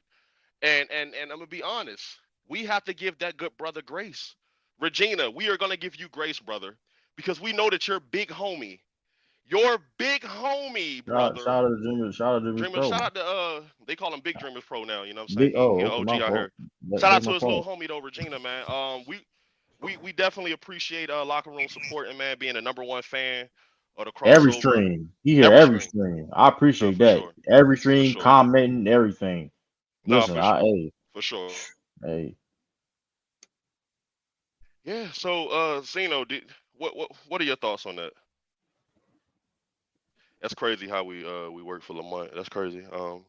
We get it locker room. Here's his opinion. Yeah. I What's your take like on it? like the sky is blue. Like this is a horrible take, but there's not much else I can say about it. Like you guys have just said everything. Like LeBron, in my opinion, is fighting for like 7 to 10 range. He doesn't even have a real discussion in the fifth space, more or less, even being the best player in the league. I think he's just not even in that tier yet anymore. So I don't have much else to say. Um, Saying Jason Tatum isn't better than X player because he's not the running favorite for Finals MVP is also a bad take. But just Terrible. that doesn't make sense. Like you could just not be like, Damn, for example, Luca isn't the runaway favorite. Could have been not the running father. Jesus Christ, could have not been the running favorite for the MVP because everyone who has a brain cell voted the Celtics to win this game in 5 or 6. So he's just not gonna get it. Does that mean Luca is not a top 3 player or possibly the best player in the league? No, that's just a dumb take because the Finals MVP has no dictation on who the best player in the league is. The Finals MVP is the best player on the best team. Cook your food. Oh No. yeah, oh yeah, Zeno, oh yeah, Zeno. That's a good nugget because at some point we gonna break down that notion of how valuable a Finals MVP is. But like that's Hey, that's soon. I've always had. hey, I cool hope you bro. know that there's a lot of awards that I have issues with. The MVP, Depoy is another one, but one I think is underrated on how bad it is the Finals MVP because really and truly, Finals MVP isn't the Finals most valuable player. It's the Finals who's the best player on the winning team. The only time that they ever did that, like who was the actual final MVP, and it was given to a losing team was Jerry West, and that made sense because Jerry West was actually the best player in that whole team. Like for example, 2015 should have gone to LeBron, but he never won. Like this is the type of stuff I'm just confused about. But it might just be me. Yeah, man. It's yeah. I don't know. It's like you said before, man. Our apologies for beating on not respecting the unalive. Because this is like beating on a It's dead it's horse. it's like beating a dead horse, man. He, you It's know, like he. it. I ain't gonna lie though. Like I thought about renege because there's so many bad takes on that end. The locker room week of the week. You know what I mean? The terrible takes, man. But hey, But um, you gotta give him the grace though. Like Sturdy said, man. It's crazy. We making money to talk, and he came over here and did it for free for months actually. So locker room, shout out to the first minion of the locker room yeah, that's true. of FYF. Lamont, get him off of me. We remember you, good brother.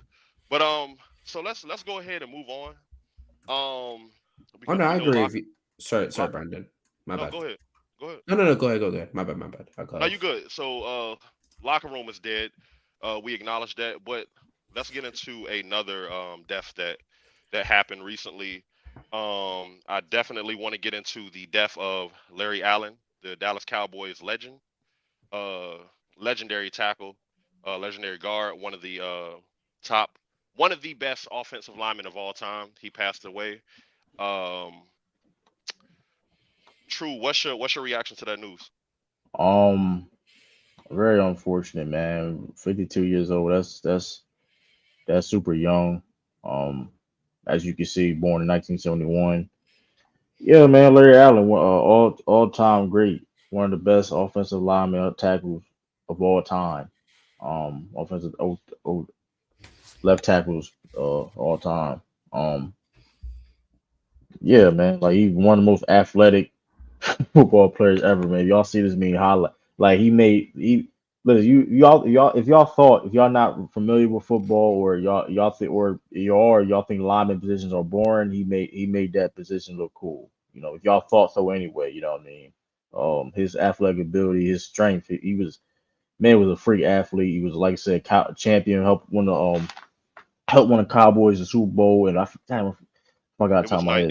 It was Super Bowl 30 against the Pittsburgh 30, bro. Yeah, Steelers. 30. Yeah, Super Bowl Yeah. 30. Yo, and yeah, man, he made two all decades teams, multiple all pros, of course. Like, so, I mean, yeah, man, all time great, man. Unfortunate, man, very young, too soon.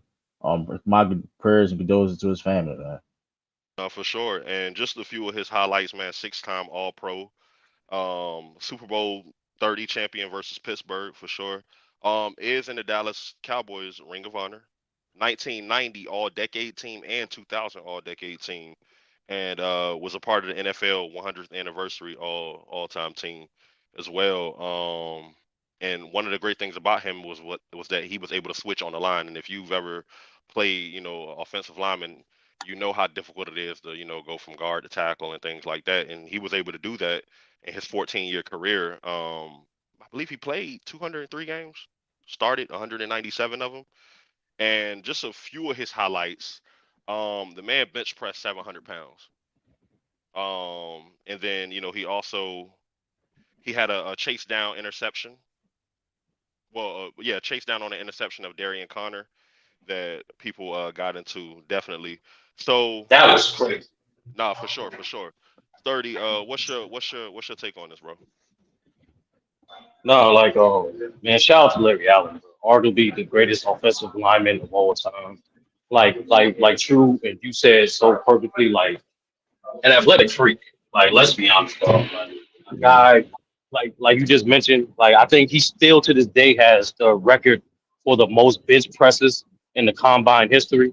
And then on top of that, just so many crazy stories, dog. Like, if you want to look up, if you just want to like get a good idea how strong or how intimidating his strength was, just listen to the interviews of some of his teammates, especially on the Cowboys, of how crazy of a personality as well as how strong and athletic freak he was. Um, Last thing too, for Larry, for me personally, as a lineman who played lineman for multiple years at multiple levels, he was a pure embodiment of monstrous strength with excellent technique, with like phenomenal technique, and his be honest with you, the fact that he did pass so early kind of tells you like kind of to me it kind of puts in perspective like how fast and how fragile life is. You know what I mean? But overall, like Larry Allen, like y'all said it before, arguably the greatest offensive lineman of all time, one of the greatest Cowboys of all time, but one of the greatest NFL athletes of all time, and died too soon, man. Man, y'all hit it on the head with everything. But he revolutionized the offensive line, best guard of all time. But he could also play tackle at a high level as well. Really now to this day, when you think about someone like a Trent Williams, he's kind of like an extension of what Larry Allen. Larry Allen was was before his time though. You know what I'm saying? You didn't see offensive lineman move the way he was moving. So it got people starting to look for those type of players, and you find them now. Like I said, the Trent Williams is one of the comparables to Larry Allen. He just doing it at tackle. But for him to be elite at that guard and that tackle, that just lets you know how special he was. Protected Troy Aikman for years, even protected Tony Romo at a high level as well. Two all pro decade teams, you can't beat that, bro. Two all decade teams, you can't beat that. It's sad that he passed away soon. We lost Bill Walter the week before. Now we losing him. It's a sad day of sports, sad day for Cowboy Nation. But Larry Allen was one hell of a football player. One is to me the best offensive lineman of all time, and we got some greats. But to me, he's at the top of the list. It starts with him. For the athleticism of an offensive lineman, it starts with him, y'all. Real talk.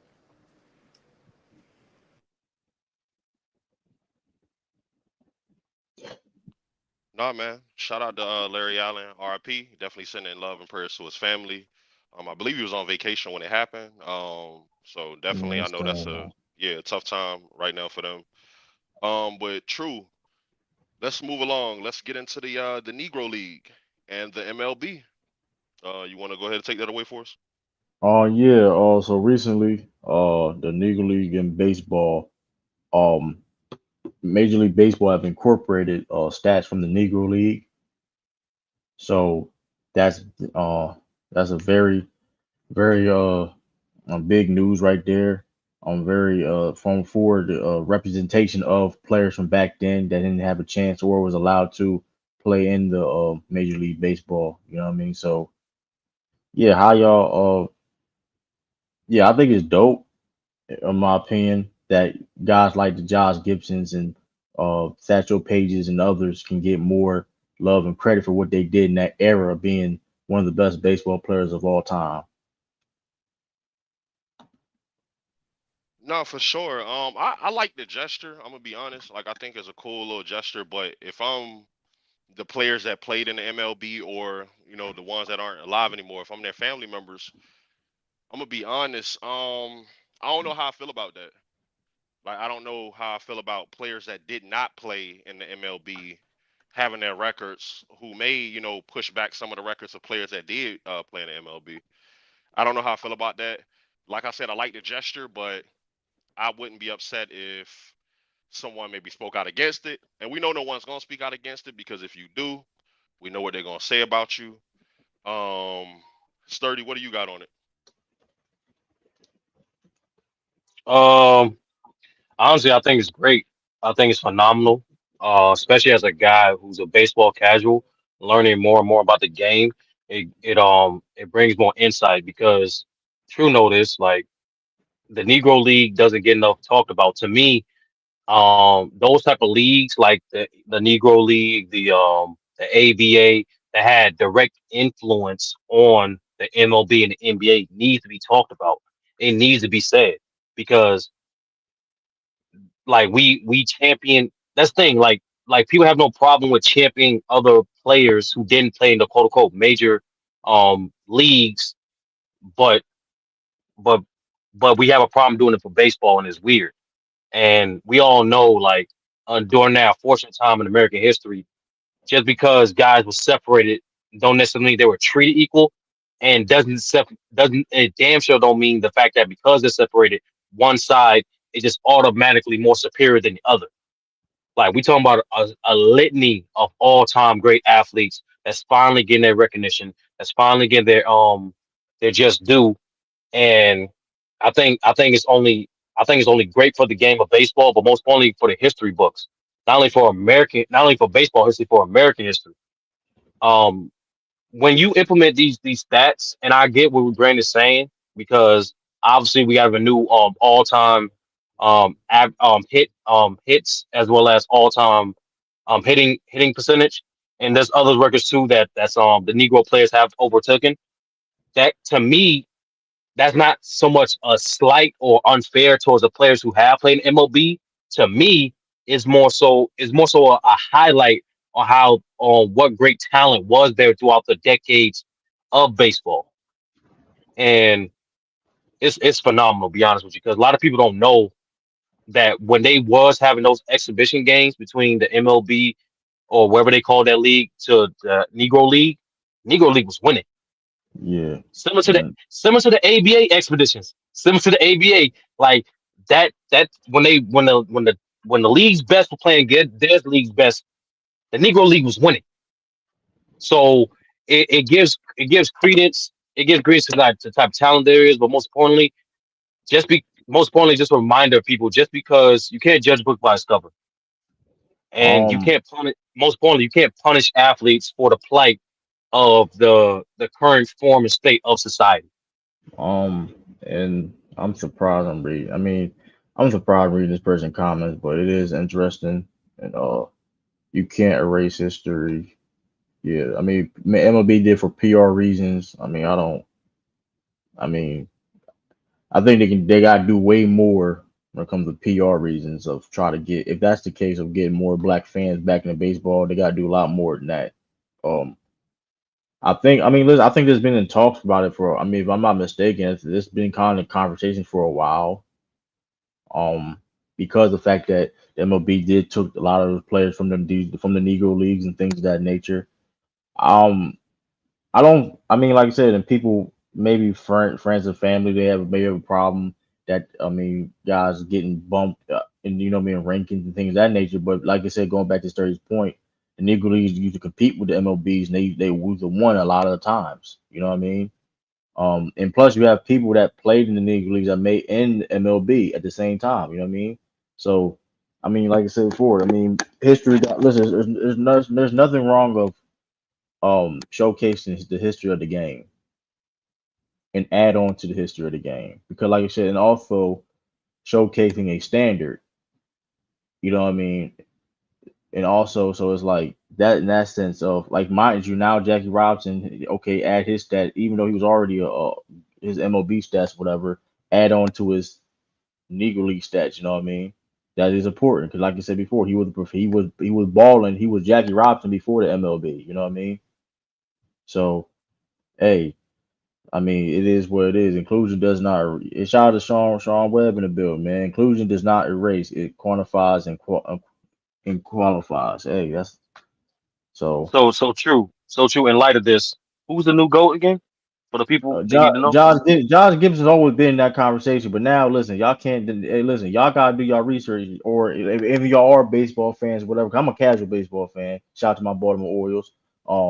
Yeah. So listen, hey, listen, but listen, I'm a casual baseball fan, but listen, I am pushing that agenda, man. Satchel Paige is one of the best. I mean, well, I think he may be a GOAT pitcher. He's definitely y'all gotta start respecting these guys now because, like I said before, it wasn't their fault that. Listen, this is MLB fault that.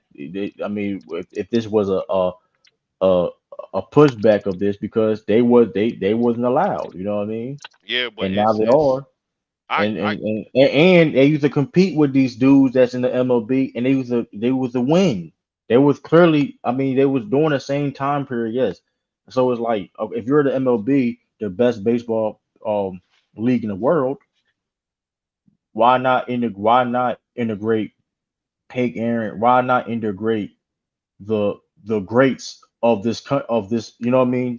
That because like I said, it wasn't because Negro League helped influence the MLB too. yeah, It but wouldn't you be right, we but wouldn't you have an didn't MLB without the Negro League either. So you have to. I mean, you can't get but you mad at that. didn't play. So I get it, right? They And I played and I against the Major League Baseball players and won, you but didn't like, play in the major league, right? And but and hold I up, get it. Tom. I But get it who? that they weren't allowed to. I get that they But weren't here's the allowed thing to. though. Who the best? So that being if the Major League Baseball the greatest baseball league in the world. I mean, it's the one I know, right? Like so my thing is here, right? I kind of agree with Brandon Katz, and I hate that I have to agree with that clown. But I will say this is that to me it is a token gesture. It is like one of those things where it's like, hey guys, look, we include you all now. So will you forget about the time we couldn't include you or we wouldn't include you all? It doesn't erase anything, right? Like, because even when we look at the records and we're still gonna have that. Oh, the Negro League had to be integrated, right? They had to be integrated. A lot of those players, most of those players had to be integrated after they died because they weren't allowed while they were alive, right? And to me, that's Hmm. goofy. I'd rather you just leave it how it is, right? Because at the end of the day, we're still gonna remember the dark history of the MLB. We're still gonna remember the dark history that y'all had, and integrating these players and their records will not change that.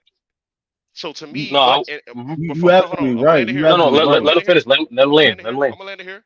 But like I said, from the if I'm a player that's in the history books, or if I'm a family member of a player that's no longer here, that's in the history books, and you put somebody ahead of them that did not play in the league that they played in, I'm gonna be honest, I will be upset but I understand that they're not in a place where they can actually speak on it because how does it look a white person coming out and saying, hey, I don't think that they should integrate the Negro League, They right? already do Because though. Well, They well, well, they're well, going to we're be deemed Brandon. racist. Take, well, be honest with you, take the opposite out of it. It's just this simple. It's never a wrong time to do the right thing. And that's true. so, Yes, it and so, is. like, no, That's a no, it's bar. not. That's, It's never a wrong time to do the right thing. Brandon, that's it a You never should bar. have did is. it when they were The, alive. Why you doing it while they dead? That's no, a but the thing, come on to it. bro, Brandon. I'm still on my quest to hunt down the Infinity Stones, but unfortunately, I do not have the time stone at the moment. We can't go back. Like it's just that simple. But at the end of the day, what it does, most importantly, it gives it highlights that history. And last time I checked, those men earned those records on all sides. When you MLB or Negro League, you earn those records. So they ain't no giving nothing. They still had to ball out. They And let's be played. frank. Brandon. If you want to take it there, let's take it there with this because I'm not going to agree with a bigot like Brandon. It's this simple, dog. Black people are the best athletes in the world, bro. They are the best athletes in history. There's a reason why they was losing. There's a reason why they have a. There's a reason why they have a Jerry West like a winning ratio against the Negro League. Like I'm being real with you, bro. Like, and Sir. so I have no.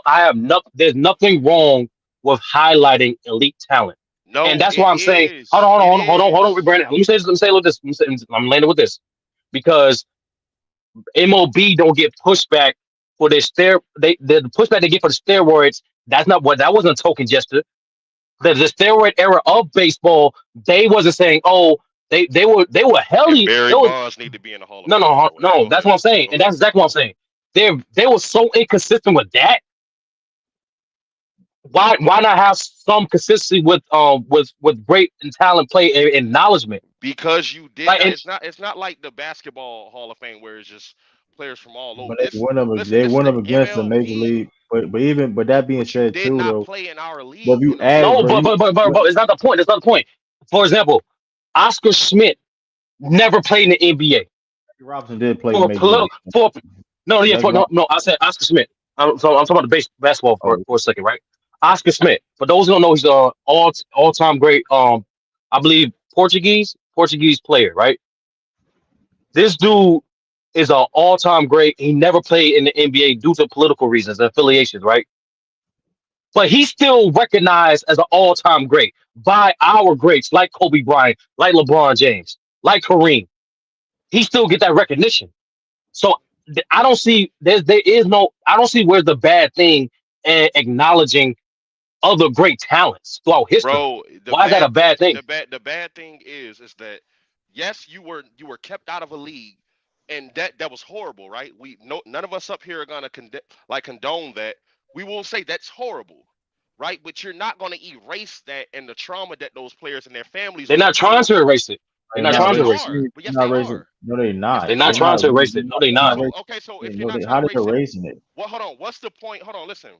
You're They not do going to add the record of to players. showcase greatness. To Bro, you showcase can hold greatness, on. what they did Listen, when they played you the can game. showcase, okay, but you could have showcased their greatness without having to put their records in and disrupt the records of players that did play. And listen, it's sad what happened to those black players, right? But it But happened, and it's but not going but, to make us but forget that it also happened because you but say, oh you well, their records are No, but that's but not inclusive. the even intention. Hold on. That's not the intentions of the highlight and the implementation of those Bro, stats. come That's on, not bro. the intentions of it. No, Yes, it's it not is. because True, rebranded. sturdy. The reason why I say that rebranded, they've been Hmm. if you go through multiple cases, you go through multiple articles, they've been fighting for this for decades. For decades. So it's the black people that want inclusion with the white people. No, it's not just no, it's not just that's only the thing. It wasn't just black people. that's a It was baseball novices. It was guys. If you love the game of baseball, that was a common question. Why aren't these guys being recognized as they should? like and that's Black what or and that's white, it don't matter. If you love baseball, I was hearing this. Like I said, I'm a casual. I've been hearing this from black baseball fans, white baseball fans, Dominican baseball fans. If you love the game of baseball, you appreciate greatness, no matter no matter what skin tone is under. So I don't see Interesting. like that's the thing. Like it's not. It's not a token gesture because one, they've been fighting for this for decades, and number two, it's not a token gesture, especially for the likes of baseball. And why? Hold on. Why is this considered a token gesture? But Because we know how. huh? Are we gonna have an honest conversation? Do we want to do this right now? I Because we thought know we I what. thought we were having an honest conversation. Okay, listen, Yeah, because that's all conversation. I we don't know. know what a certain group of people does, right? They like to do these symbolic gestures to say, "Hey, listen, can you forgive us for what we've done?" And I'm It's just not a here to say that forgiving that's not nothing. enough. Hold on, you want to impress me? How about pay those players' families? Y'all got enough money, right? Go pay those players that you kept out. Pay their families. Pay their families money. I don't care about a record that like it's bro. They did not play in the MLB. And it sucks that it had to happen that way, but it happened that way. And you're not gonna just all of a sudden add the records and include them and try to rewash like rewash the history over But like, They're not oh, they're not trying to rewatch bro, it, we know what Brandon. these crackers they're not we know what rewatching history. They showcasing their skills on the game of you don't have baseball. to include their records to What do showcase you? it. Yes, Give you them do. give them Actually, an Yes, actually, you. example. actually, Give them an Yes, you Rebrandon. That is the example. do. number. No, Rebrandon. That is the number one thing for casuals to recognize players. It's stats. It's records. Like it's also Yeah, but showcasing the go standard ahead, of the true. game of Go base. ahead, It's true. showcasing the That's a standard of the like. game of baseball. If I'm going in the game of baseball and I'm Hmm. trying to be in the Major League Baseball, if I'm playing the game, I would Hmm. like to know who came before me and what the standard is. Yes, but That's a So what fact. how I'm that's a saying, bad thing? How that's a bad thing? And no, plus also because too, go hold ahead, up, let true. me say this too, because you're also missing it too. This stats also helps the guys that was also played in both leagues. Let's not act like That's a fact too. everybody. Let's not act like it was just there were Jackie Robinsons, the Satchel Paige. It helps them out too. That also dominant and was good in the Major League Baseball also. So So now that's another point now because now you get records added even if you played them both, because right? they were Now professionals. your records get to be added and put you ahead of people and you played in two different leagues. Now that's an advantage that they have is That's that you not a played in two bad different leagues. Yes, because it is. they were perfect because at the end of the day, if they're listen, if you're the Major League Baseball, right, and you say like I said before, they're the best baseball league in the world, especially in Hmm. America, whatever the case may be. Hmm. It does it makes sense to highlight that, right? Hmm. Highlight greatness, especially in the country, the same country that y'all was in. Like not like it doesn't. Yeah, I but don't true, understand how that don't. true. They okay, so how about this? Like I said, pay the players, pay their families. Pay their families some back pay or something. Like pay them reparations, right? You kept them out of the league.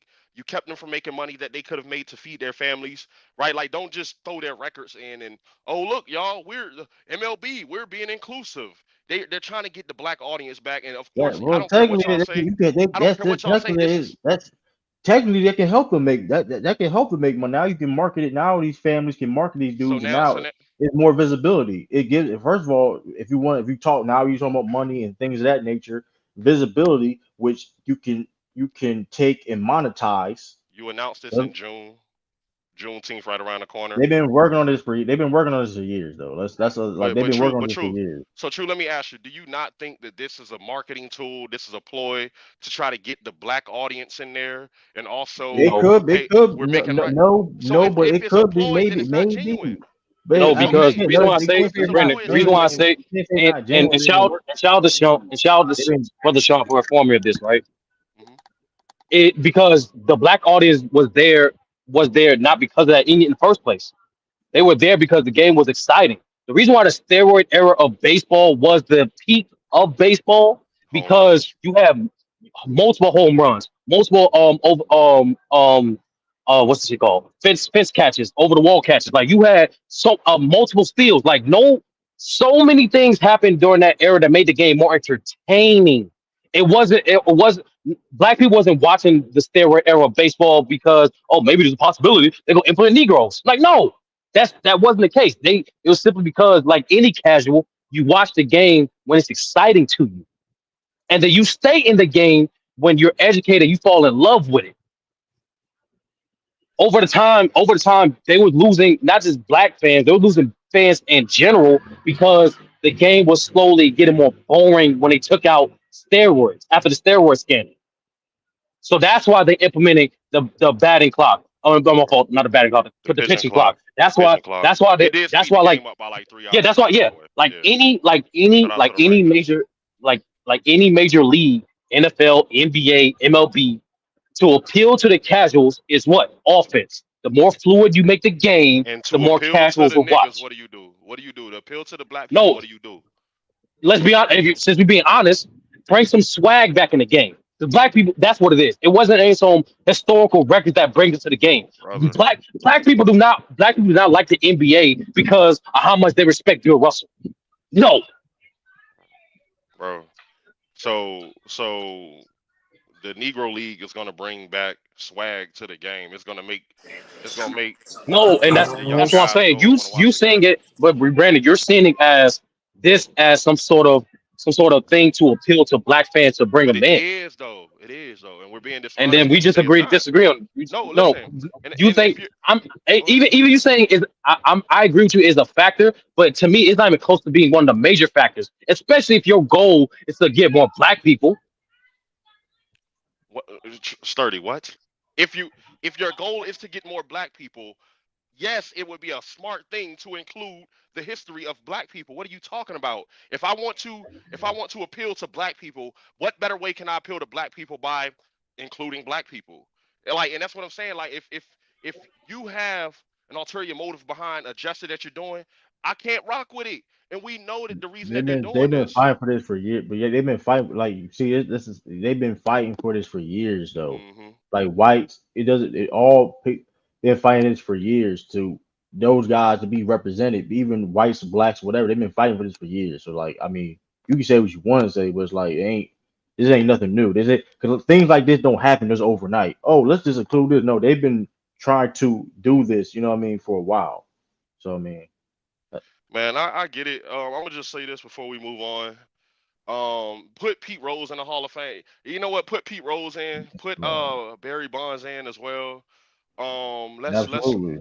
let's make things right if y'all really want to make it all the way right. I and shout out to the players and the families. If you are a family member and listen, if this gesture was everything for you, then I'm no one to speak on it. And I hope that you and your family are, elated. I hope that y'all are, that you're at peace with this. And yeah, like we can move on, brother. So true. Let's get into Justin Jefferson. Justin Jefferson was breaking news by Adam Schefter. The Vikings and three-time Pro Bowl wide receiver Justin Jefferson reached on a 4-year, $140 million contract extension that includes $110 million guaranteed. It makes him not only the highest paid wide receiver in the NFL history, but the highest paid non-quarterback in NFL history. Sources tell ESPN. Jefferson's deal includes 88.74 million due at signing, the highest non QB guaranteed at signing in NFL in history, and it resets the wide receiver market. So, sturdy. Did the Vikings overpay, or what's your reaction to this? Nah, they didn't overpay. For anyone who's familiar with football, Justin is the best receiver in the game. Like he's the most complete receiver in the game. To be honest with you, I don't know what he can't do at that position. So, like in any sport, especially in the NFL, you typically, not the most time, not it don't definitely happen every time, but most of the time, when you're the primary option on your offense, and you're happen to be one of if not the best player at your position in the league, you're going to get paid the most.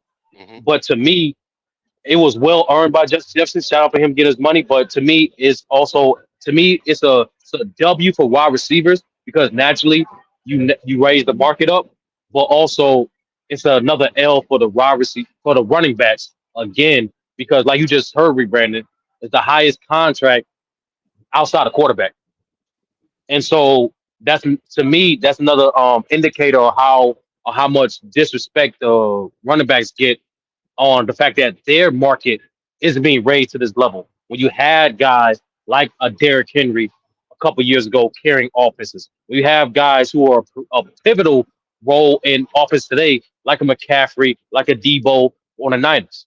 So to me, it's a great win for Justin Jefferson, especially and all the receivers for raising the market, but another L toward the running back market for the NFL again. Um, What you got, True? Yeah, he's one of, he's arguably the best wide receiver in the game. And plus it's the market. He was time to get paid. And that's the thing when you're how he came out the gate. He came out the gate one of the best in the game, and it was time for extension. Um, listen, the talent like that, you don't just trade away or whatever, be cheap. He's like I said, he's arguably the best wide receiver in the game. It's the market. He's the highest paid, not just wide receiver of all time, the highest paid non-quarterback of all time. So you get listen, if you're not a hey, he getting paid more than anybody that's not named a quarterback per se. Let me compare it to the highest paid quarterbacks. You know what I mean? So I'll be, hey man, that's the market. Listen, 110 million, 140 million extension, 110 million guaranteed. So hey, Woo! That's NBA money so right there. that's Jordan Poole money. But yeah, All right, we ain't had to. listen, You ain't had to do that. You not had to do that, bro. That's hey, that's man, that's hey, unnecessary. it's the same kind. It's one for. I couldn't help it, man. It was just, but yet again, listen, hey, you won the best in the game. Hey, pay that man. So they did. So Mhm. I ain't mad at it. It's like the first time in my life I ever heard Jordan Poole and Justin Jefferson in the same Yeah, sentence. that's That's why I crazy. did it. That's why I did it, man. That's fucking That's wild. why I did it. That's why Yeah, I go did ahead, Brandon. it. Nah, so my question for y'all, right? Because we know that Kirk Cousins is no longer there, who was a big factor in the success that Justin Jefferson did see, right? And not taking away from anything that Justin Jefferson's done. I think in the 4 or 5 years he's been in the league, he's already at 5,800 receiving yards. I believe 30 touchdowns already. So bro is cooking. Bro is one of them. But now I want to ask y'all two, with Kirk Cousins now gone, and I believe it's Sam Darnold and JJ McCarthy out of Michigan now at the quarterback position. What are y'all expectations for Justin Jefferson's season and also the Viking season? um, yeah, I'm gonna start. Oh, so shout out to Tyson Thomas. Because I was about to address this. Like, yeah, in the salary, it's a salary cap league. That's too much money for. Yes, other thing too, y'all people too. If y'all don't know, the NFL salary goes based off position base. So keep in mind of that also. Yeah, I don't think Minnesota probably gonna be And good like and that. oh, my Yeah, fault, my fault, true. yeah, But also too, a lot of people don't know. Yes, the NFL is a salary cap league, but also they restructure their contracts. So simply put, a large contract is not going to have the same amount of impact as like in comparison to the NBA. Because like in the NBA, there's no renegotiation. It is what it is at that point. But for the NFL, what happens a lot was like even you get the guarantee and lucrative contracts. What organizations do, they do want to improve. They restructure the contract to extend the money so that way they. you still can negotiate even if it's guaranteed. You still negotiate your contracts. That's the difference is too. Like even it's up to you. If it's that being said too, a lot of the contracts in NFL, majority of contracts in NFL ain't guaranteed too. Um, so that being said too, like I don't. Minnesota probably not gonna be that good too because going back to the fact that he's getting paid. I mean, that being said, that's gonna be in your cap and if JJ McCarthy becomes good, whatever, he comes a solid core. Even that you gotta pay him down the line. So that's the thing too, though. That's why we notice too, a lot of wide receivers that get the bag like that, when you especially building a Super Bowl team, is very hard to navigate, especially trying to win because case in point, the Kansas City Chiefs with Tyreek Hill. And Tyreek Hill, he's top three, he's most one of the most exciting receivers in the game, and Kansas City Chiefs had to trade him because they didn't want to pay on that money because look at the team they got, you know what I mean? So that's the risk though, being a wide receiver and you getting paid because now it's like okay, um, try to build a contender or you trying to compete and win a Super Bowl is, you know what I mean? No, I'm saying no. I'm Brandon. I'm not saying they're gonna pay him now. I'm just saying that's the thing you got to worry about salary cap in the future and then other things too. I'm not, of course, they're not gonna pay him now though, but they can wait till like 5 years. But still, sometimes depending on how they play, he can get extension for like his third year. So I mean, Eagles got a Super Bowl. No, they get and they listen.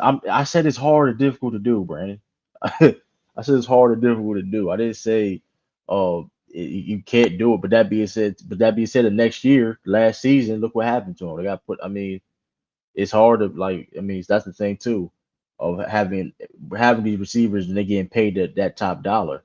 You know what I mean? Try to build. So, also, um, yeah. Thank you, Gravy. Thank you, Gravy. You got traded too. So, I mean, yeah. So that's all I really gotta say on that. Shout out Jeff Jefferson getting that bag though. Hey, true. So I want to get into and hold on before we move on. Make sure y'all get the likes up. Make sure y'all subscribe. Hit that Cash App as well. Make sure y'all follow us on Twitter or X. We do spaces over there as well, and you come over there, cook up with us, have a good conversation. So true. I want to get into the Deontay Wilder fight. Sturdy. True. What y'all think, man? What You What do go. y'all Let's think, man? 30 can go. Sturdy, go Uh, ahead, bro.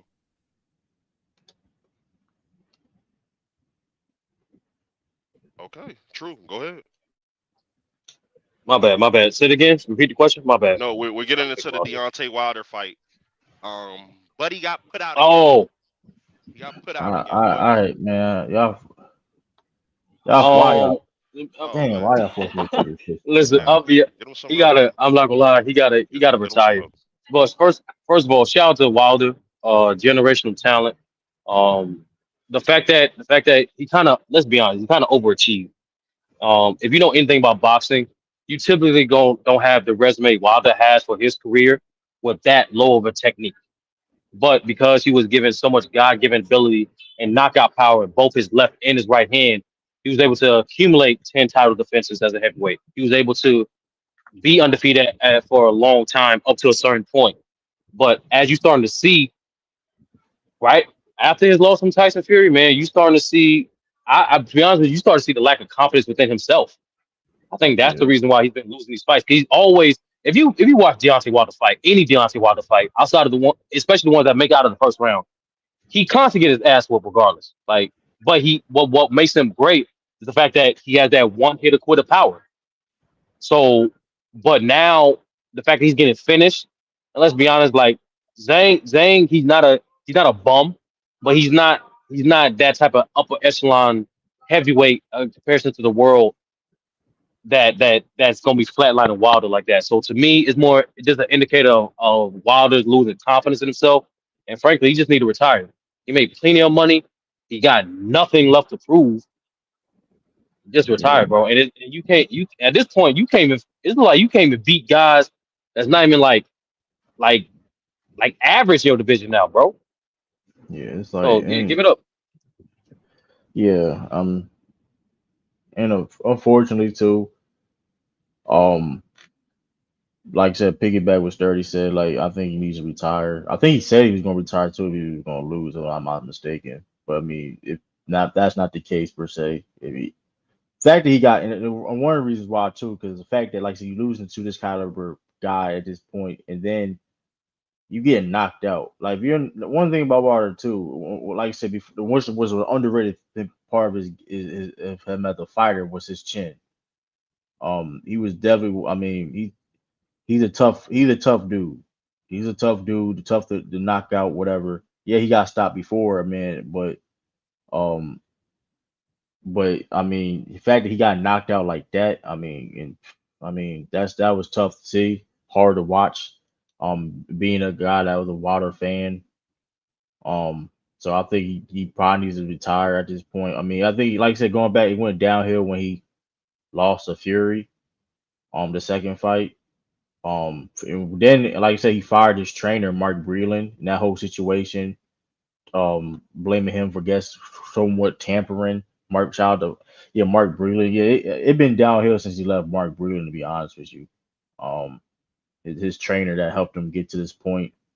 Um, It's like I been said, excuse after excuse after excuse, yeah, to be honest with ego, excuses, and things of that nature. And it's like it is unfortunate because I think he could have definitely bounced back. Wilder could.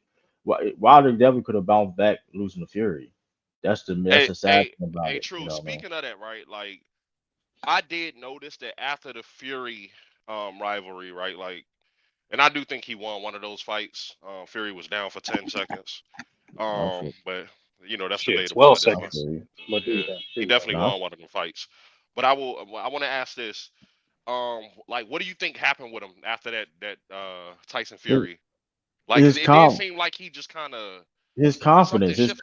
his confidence, and like so when you're dominant for that long and your confidence, whatever, and then you start making excuses, your ego, and Mhm. he didn't check his ego.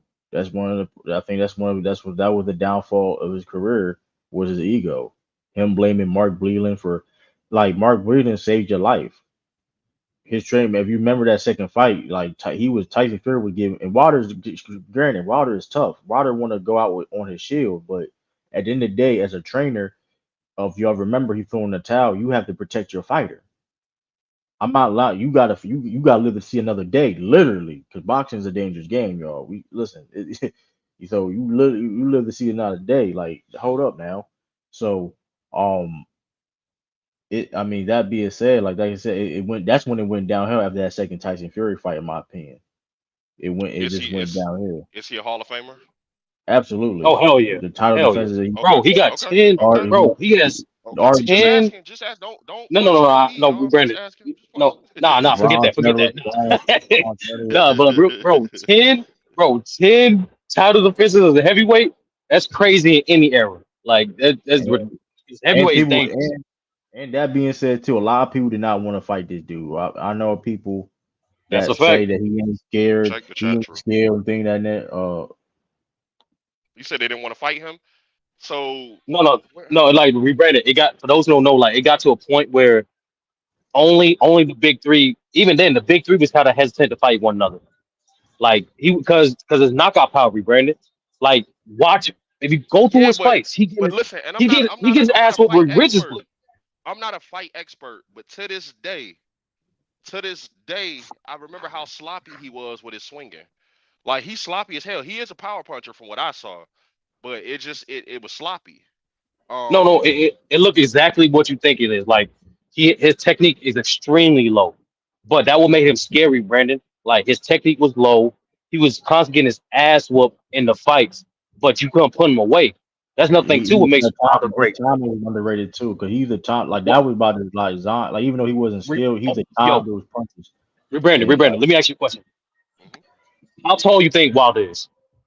Bro, like he gotta at least be like 6'5", 6'6". Okay, how heavy you think he is? I'm gonna say he probably about 250, 260. Am I tripping? You're not even close, Wait, huh? bro. True, and correct me if I'm wrong. True, Wilder's like 220, 215. he's 215, like he 215. How Like tall bro, is? like six Like six, like six five, Okay, I was right on his that part. prime, he was like But 210. no, His prime was like 210, but rebranded. 215. Like, Prime. bro, like think about it. That type of knockout power at 215, bro, was never seen in the history of boxing. Like the guys that Wilder compared to in terms of like knockout power, it was like heavy set dudes.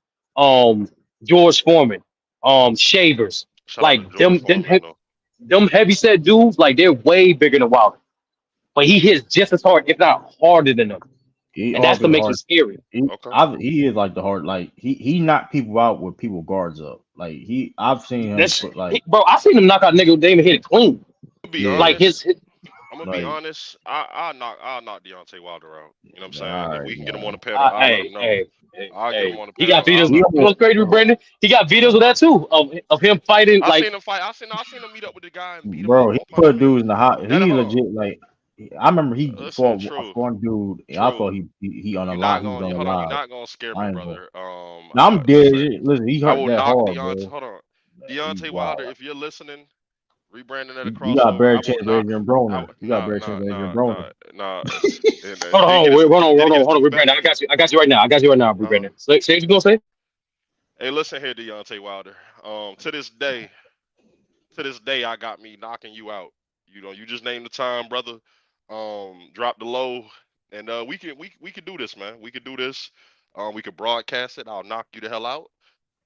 And I'm confident in me. And you know what? You know who else is confident in me? My guys, my team. Ain't that right, sturdy and true? Y'all confident in me, right? This is crazy, Zeno, you man. confident in me, right? Hey, I support it, but Hell no. Hell nah.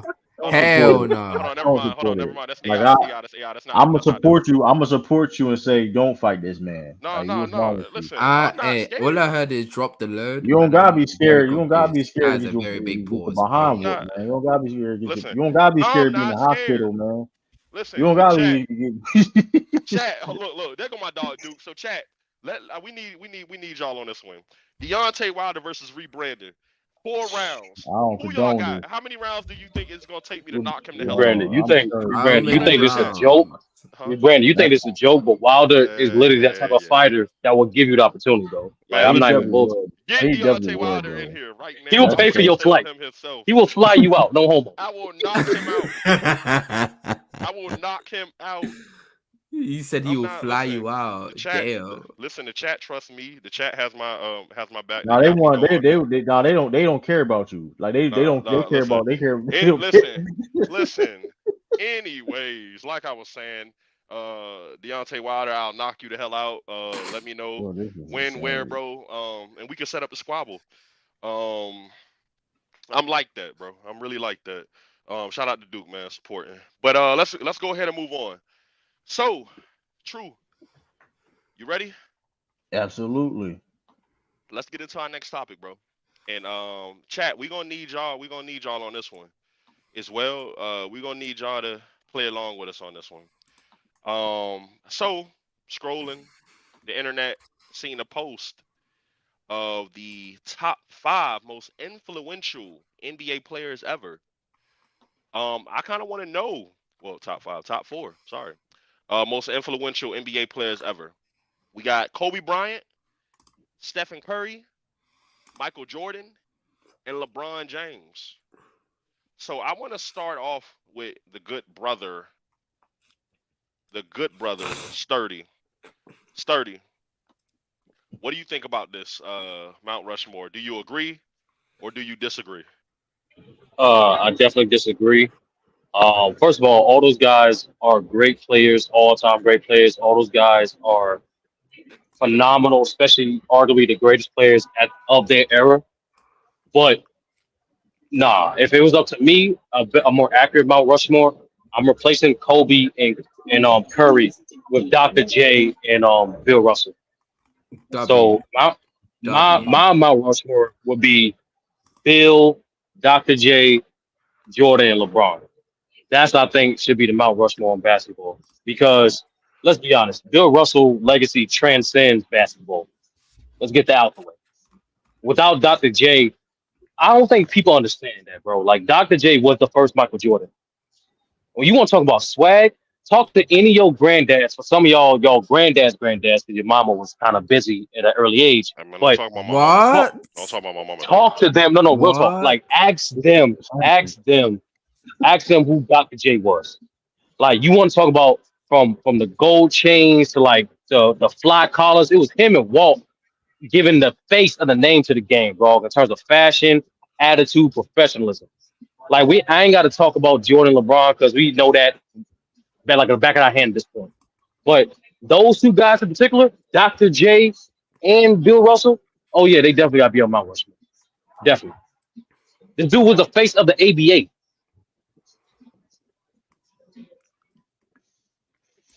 Yeah, I yes, I mean, agree with let's that. let, I let's ain't mad at let's that. go True. So what do you think? Yeah, what you think, bro? If you had to remove anybody, who would it be and who would you add? I ain't gonna lie though. I'm not mad at Sturdy List at all because only one person I disagree with was the Dr. J. I'm not mad at Dr. J at all because he's definitely in that conversation because See, of this his Celtics play. bias. I know this is the Celtics bias. No, Ain't no, bad no, enough. Y'all beat no, the nigga, true. He no, never no. beat this. You beat the I'm Celtics one not mad. time, bro. No, You won. I'm gonna be real with you though. Like It's ridiculous, man. he's my fifth. Like he's probably my fifth. I would have to replace Dr. J with Magic Johnson though. Cause Magic Johnson, when it comes to the flash, it comes to like his style of play, for the position, and also outside of that too, going because it's not just on the court. The question's not on the court; it's just all around, all together. him as a businessman and you know what I mean, a business mogul, owning different teams like the Dodgers, the Sparks, um, even being on TV as a commentator, things of that nature, things like that. Of now, because like he was one of the first, like, now he wasn't the first, but like being one of the all-time greats, being on TV like that. He wasn't the first per se, but still influencing, especially in the TV era, especially because, like I said, him, Magic Johnson, helping bringing views to the game of basketball and that nature, being on TV, ABC and that nature, calling games and like I said, it's play on the court, playing in LA. Um, also too, health awareness when it comes to the HIV and things of that nature. Um, that's a part of his influence too. When it comes to that, because like I said, people thought a lot of people had a different opinions on HIV that wasn't educated beforehand till, you know what I mean, Magic, you know what I mean. So yeah, that's the yeah. Like I said, I like Sturdy List. Like I said, I'm not mad at Dr. J making top four. I mean, it's Dr. J, but like I think Magic Johnson. If I mean me personally, I would have that's my four. Uh, Bill Russell, Magic Johnson, LeBron, and Michael Jordan. To quote the great Tudor King, my guy was the mentor of your guy. That's What do you funny. think? Hey, Hey, Hey, if you know, you know. If you know, you know. hey, hey. this is Zeno. What you got, good brother? Like who? If y'all could put the list back up or the Mount No Rushmore back up brothers for is I got crazy you. I right the got now. good you. brother Zeno. I got you. I got I'm not gonna lie to you. I'm not letting you slip that one in. Pause, by the way. you. I will. Yeah. Whoa. Wait, Hey, what happened? no What I do? diddy. What I did? No, I did something. he said, "Oh, Zeno, lil bro, how you doing?" I was like, "Okay, bro." Damn, I can't even. Hold on. Hold Yeah, on. he Hold on. trying to Hold on. slip Hold on. that. Hold He on. trying Hold to on. slip Hold on. that Hold two on. Hold on. word Hold on. at Hold on. me. Hold on. Hold on. Yeah, Hold I on. I Hold thought on. I understand. thought you Time were gonna out. let it Time slide. out. I'm not gonna lie. Nah, Hold on. Time out. I thought you were nah, gonna let nah, it. nah, Hold on. nah, Time nah, out. nah, Chat. nah. Chat. Let me know my tripping. Hold on. Yo, the Y'all have Lord. made it so impossible to talk.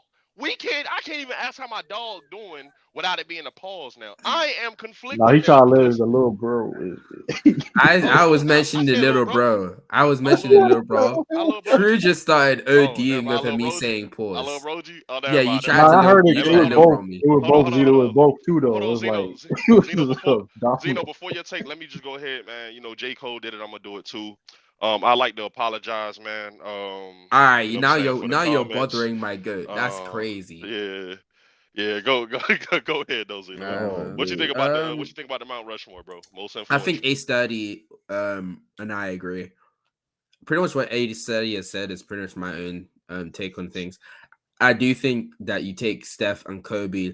If there was a fifth spot, I probably would have given it to Kobe, to Curry. Probably would have given it to Curry, but no, maybe Kareem actually. I don't know. No, Y'all leaving one name out, and it's pissing me off a little bit, but I'm I gonna know let you y'all who? about finish to though. say. Go I know ahead. you Go about ahead. to say though. You already I know know you what I'm about about to to say, say. True. You know we from the. Come on, bro. Who? We from that. I'm trying to But go ahead, think. Zeno. Go ahead, Zeno. Who's that name? Kyrie? No, it couldn't be Kyrie. What? Who?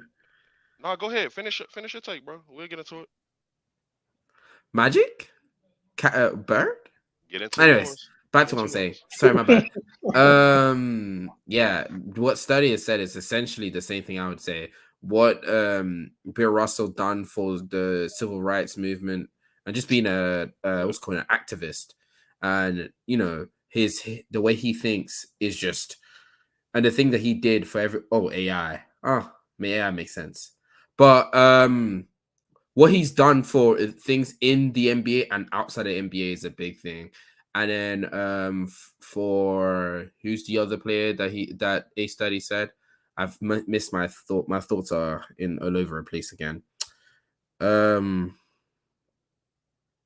You said, said Dr. J, right? Yeah, yeah, Dr. Dr. J. J. That's crazy. Dr. J. He already Yeah. explained it. What Dr. J did for us. It was called did for the game of basketball, the NBA. The whole reason why the ABA and the NBA merged was for Dr. J. I don't know if A Study said that, but that's literally why they merged. Man, Like, what the hell y'all been capping about, man? Hold but on, hold on, hold on, hold on. We I gonna come do to you, want to Ern. say, We coming to you Yo, next. we break it down. Go ahead though. and then MJ, we understand what MJ brought to the sport. Like this, aura of invincibility ever since he reached the peak in 1990, where he was in his peak from 1990 to 1992, and then his super teams that he had in 93, 4 and 94, 5 and 6, and just who he is as a basketball player, like being that like that star that everyone wants to reach at the end of the day. And LeBron's more of like LeBron being I the don't most even got scrutinized. LeBron on my top 4 most That's influential. crazy. I don't see what y'all saying, but What? go ahead though, Zeno. Go ahead. I think what LeBron being the most scrutinized player of all time when it comes to the NBA, what he does on off the court being scrutinized at such a high level. You know, let's call LeBron supporting Black communities, having a school, having facilities, doing so much stuff outside of the game of basketball. I think LeBron is kind of a little bit like Bill Russell in the sense that like what he does at this point is not only NBA, it's even outside of the NBA at this point. Okay. As well. I'm a Hollywood. Before we come to you, bro, I'm gonna just go ahead and take LeBron off, please. And LeBron is my GOAT, by the way. That is the GOAT to me. But if we're looking at most influential, I put Allen Iverson over him. Be honest, just with the influence that AI had on not only the game, but you know, the culture outside the game, right? Like the influence that he had there. LeBron is. I'm trying to find the influence that LeBron had. Honestly, what influence did he have? And maybe y'all can educate me. I'm not seeing it. Me hearing Players. what's called. I also forgot the fact that LeBron had a whole movie done for him since he was before he even stepped in the NBA is crazy. By the way. No, but we Brandon, say your 4 again, and then we're gonna go to Hearn. We get Hearn's from Mount Oh no, you Rushmore good. So or his opinion on the Mount I'm Rushmore picture. I'm iffy on Kobe being up there, but I'm gonna let him stay because I see the influence that he's having now with the Mamba mentality. You got Celtics players texting them before they lose in the finals and everything. Quick jab. Curry definitely influenced the game. Jordan did what he did. Of course, we're not gonna take away from that.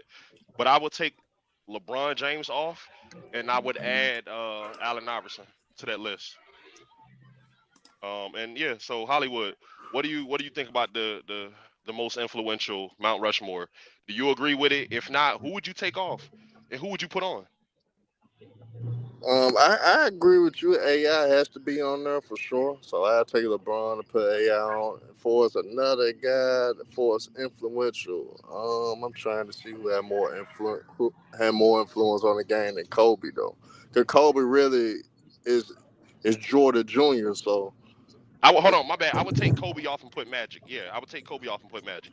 But go ahead though. I actually agree with that list because that's why I was gonna go with Magic, or I was gonna go with a guy like I was gonna go with like Akeem Olajuwon in a sense for as the big man, but I'm gonna roll with Magic Johnson, Curry, Mike, and of course Allen Iverson. Mike, you got to think about it. The Michigan 5-5, if people remember the 5-5 in Michigan, got their whole swag from Michael Jordan. Black socks and all Black socks, longer shorts. They got the whole swag from Mike. And Mike, of course, with the sneaker game, changed the game for us basketball period for us niggas wearing about the sneaks. Because really with shoes, either you was going to wear two solid color, whether with white or black. People didn't really put any stock into the style of the shoe until Jordan came in. With AI, man, you know, he brought hip hop into basketball basically. Bro got his hair braided Yeah, on the sideline, bro. He basically brought hip hop to basketball. So when you look at that aspect, AI may have the biggest influence out of all of them. But I like that rebranding. Magic Johnson, of course, he was the vibrant. But see, hold on. But if you put Magic Johnson, do you kind of gotta try to contort and put Larry Bird in there too? Because Magic and Larry, they thrived at a time in the league where their rivalry started in college. They doing it, Swan. They definitely they So they you career gotta add 5. You gotta put 5 narrative. heads up there. So okay, so Nah, you put it's four. Nah, fuck, nah, we ain't breaking the rules. It's four. That's what so makes it so difficult. so Magic Bird, LeBron. I mean Magic Bird, Curry, And uh, Jordan, I guess Jordan, that's and four. Allen Iverson. That's what I because you can't put Magic without putting Larry. So you gonna put half of a face of Magic Johnson and Yeah, half of a man, face it'll be of a Bird to biracial, make man. one? It'll be a biracial. Yeah. But I No, will. but Oh, I go would ahead. like to answer your question earlier. LeBron's influence is obviously the player movement, Player empowerment. the player empowerment thing, as Hmm. well as I'll be honest with you, Brandon, setting a new standard for professionalism. Like I niggas like That was him. That wasn't Tim Duncan. no. Look, and I didn't even think of this until players were saying this. The Hmm. one thing that people give LeBron the most consensus is the fact that he's arguably the most professional player to ever play.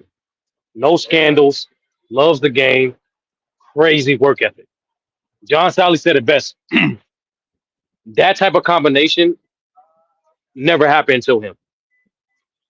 So you got when you have young players like Zion recognizing and trying to make an adjustment, understanding that standard to his peers like a Kobe Bryant who recognized that standard and spread that same standard out. And guys prior to him, like a John Sally, even a Michael Jordan, acknowledged that sense of the game. Hmm. That is influence. Like, like, Yeah, like, yeah. like Okay. it's not going to get like with Brandon. I don't think people understand. Like, and I don't think it's going to be fully flourished because he's still playing. Like making $1 billion Mhm. while you're playing, that's not no scoff thing to do. No, listen, You're you're that's breaking not. a But new level. hold on. But Yeah, I I'm get it. expecting. Yeah. I get it. But I'm gonna be honest. Like even I think somebody said it. Even with the player empowerment, wasn't that Bill Russell? Like so is It was actually Oscar and Robinson. It was actually Oscar Oscar Robinson Robinson. fought. You're Hold on, right. Oscar Robinson fought for was it Oscar Robinson that fought for free agency or something Yeah. like that in the '70s? Yes. It's actually Oscar Robinson. So okay, so it was Oscar Robinson. It was Bill Russell. Could we throw Kareem in there?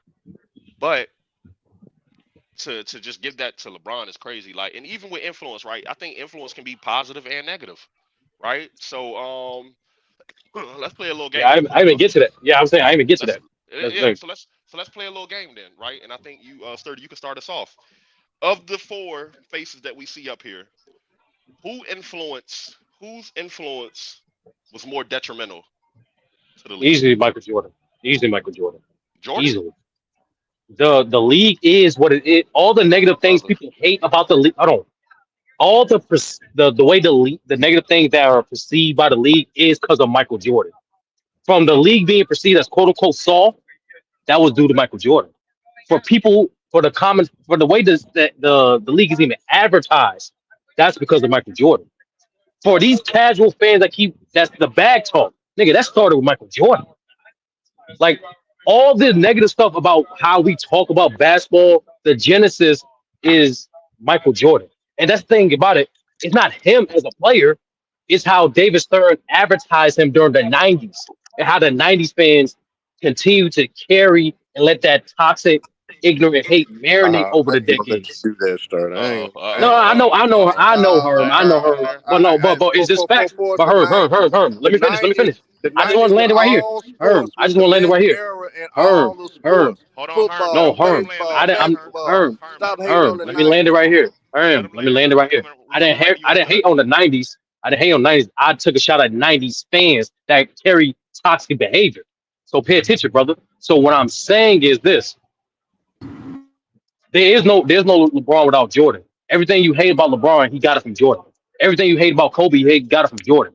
Like literally, the way that simplistic, toxic perspective people have on basketball today is because the advertisement of Michael Jordan. Because even when Larry Bird and Magic had their time, the way the NBA advertised the game, it was team play. Yes, it was Bird versus Magic, but it was still Lakers versus the Celtics, Pistons versus Celtics, Pistons versus Lakers. It's still a team implemented game the way it was advertised. It went completely more individual. And David Stern said it himself in his book and in most interviews before he died that that's one of his biggest regrets was advertising the game in the individual setting. So Simply put, rebranded. I think the negative effect is Michael Jordan, hands down. Okay. Every negative thing people say and perceive about the game, who are horribly wrong, was because the way the league advertised Michael Jordan. Okay. I So think Herm, I think that's the Herm. worst load of BS I ever heard in my life, man. So No, far. Herm, because you took it as a shot for '90s, and then I didn't. Hold on, Sturdy. You gotta let him cook. He let Yeah, you cook. yeah, Go ahead, let him cook. He gonna say shit I didn't say. No, no, watch your I ain't. Guarantee I'm language, it. just man. saying Watch what your you saying is beat. language now. I'm, Language. Go I'm ahead. just Nah, saying your we stuff. had it in the show, and that was my only one. I'm just saying the stuff that you said with BS, but I wasn't even gonna talk about what you said. I'm just gonna bring my nuance to it. At the end of the day, you talk about toxic. We never hear coaches get crucified like that at Jordan. Jordan was actually receiving more blame than Doug Collins. But in LeBron's era, the coaches get more blame than LeBron James. And that's just a fact. End of the day, I never seen so many role players and coaches get crucified than this era. But you want to talk about toxic. It's more toxic in this era because the role players get thrown out to the wolves. Then Russell Westbrook's career almost ended, man, because of the toxic environment of LeBron James.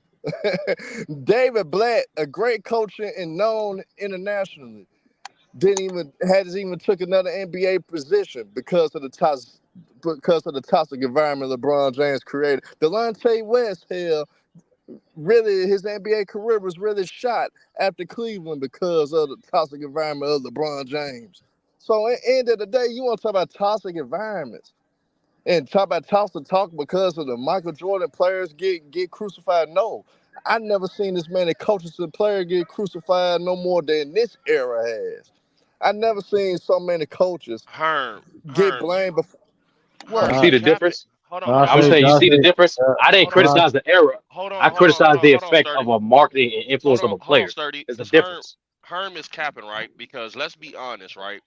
If there was Instagram and Twitter and Facebook in the 90s, It'd be it way would have been worse. toxic. It would have been toxic too. Like it's I broadcastable, mean, right? it Anybody can was, leave a but comment see, now. this how crazy and simple minded y'all are. It was toxic back then. It's just a lot of people don't really but, highlight Right, it. but but But there Herm, was but Herm, highlight. No, can I hold say on. something? But see, now oh, y'all go ahead. cutting me Let her off. finish. Now Let her y'all finish. got Let her it. finish. Now y'all got it.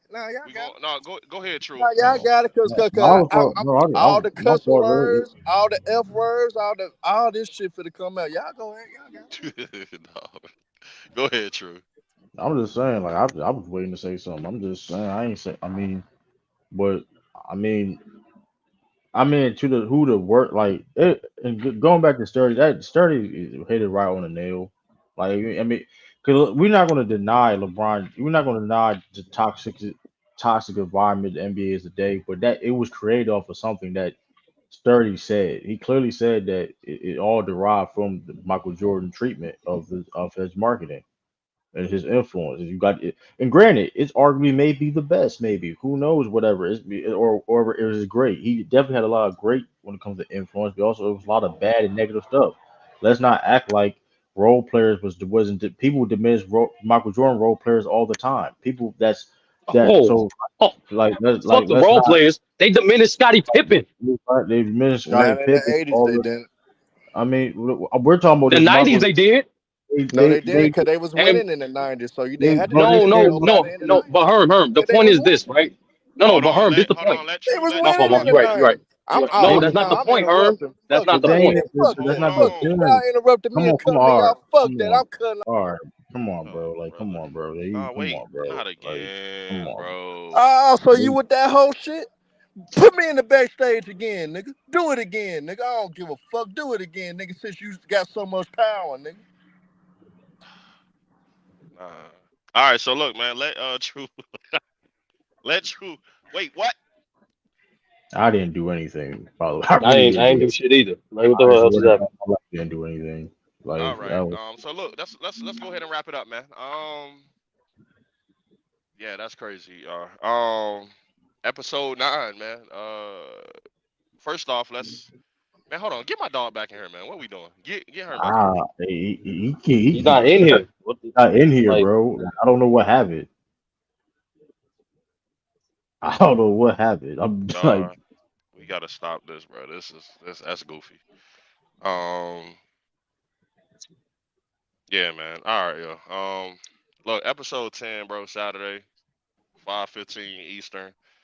Man, Um, nah, we can't. Nah, we can't end it like that, though. Hell no. Because rebranding, number one, you didn't answer that. You didn't answer the question. I don't think Zeno answered the question. yeah, but I was, you know what I'm saying? Like, yeah, man. I'm gonna just say this, man. Zeno, as a matter of fact, go ahead, bro. Who do you feel like was who do you feel like influence was most detrimental of the four that were up there? I don't know, to be honest with you. I think, of course, the person that has the least is the least detrimental is Bill Russell. But to pinpoint it, I think it's hard to say. You could say LeBron for certain reasons. You could say Jordan for certain reasons. I think if we're talking about strictly the Mount Rushmore that we were given, I think there's really no reason why you would ask for Kobe. You could Kobe could be it. And Steph's the whole point of Steph. I even think Steph is kind of hard to argue for, anyways, myself, because I think Steph actually pushed the game's evolution.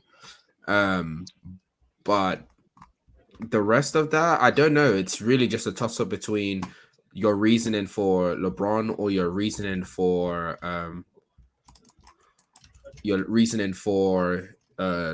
Jordan.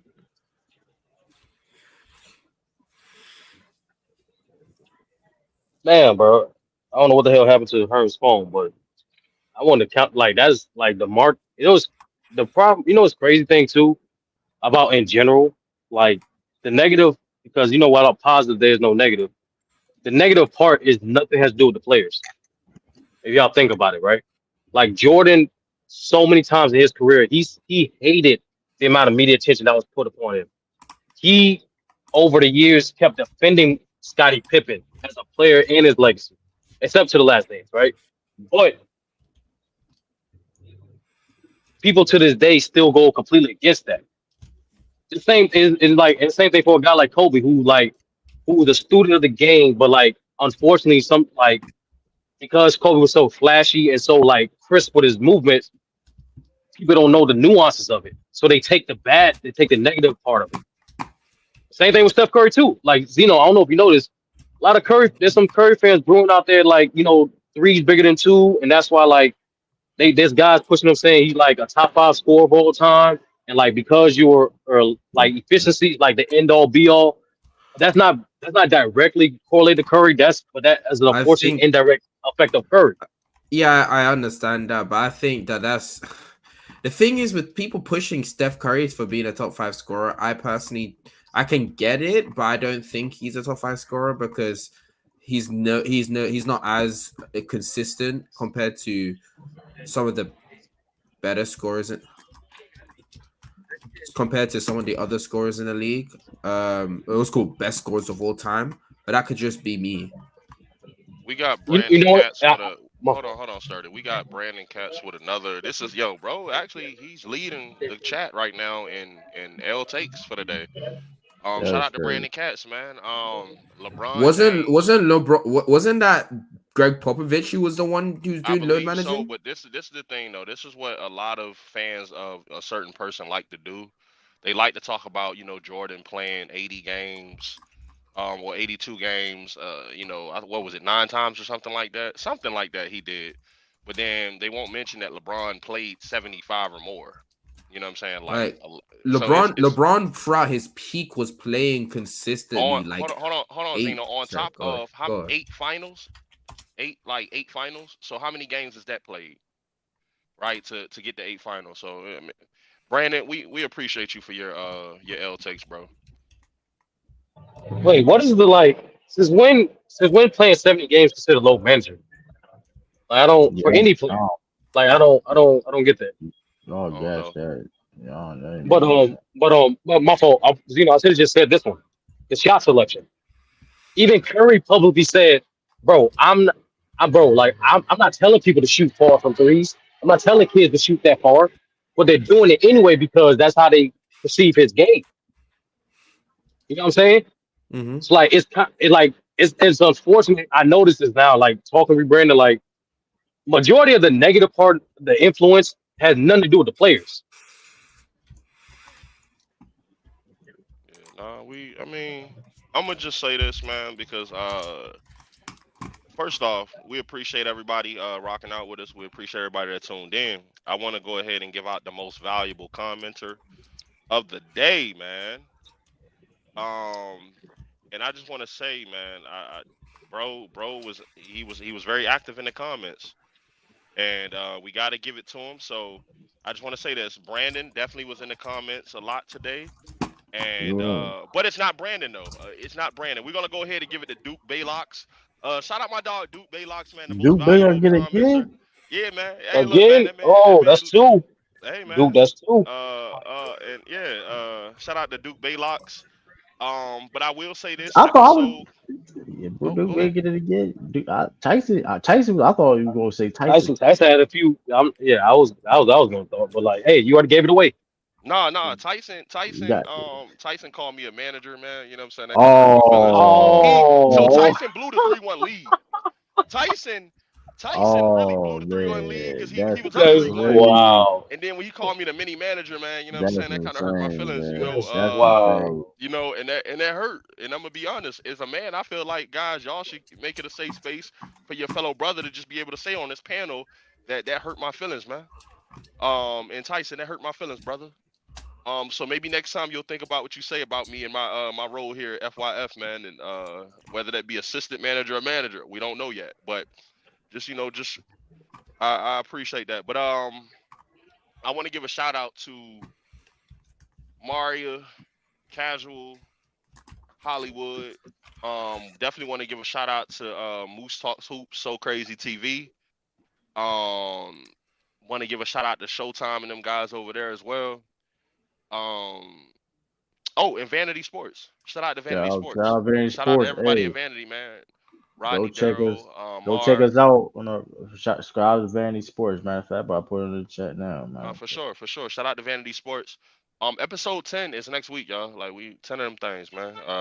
Should be a We special show. will we will have a trivia for one of the chat members out there.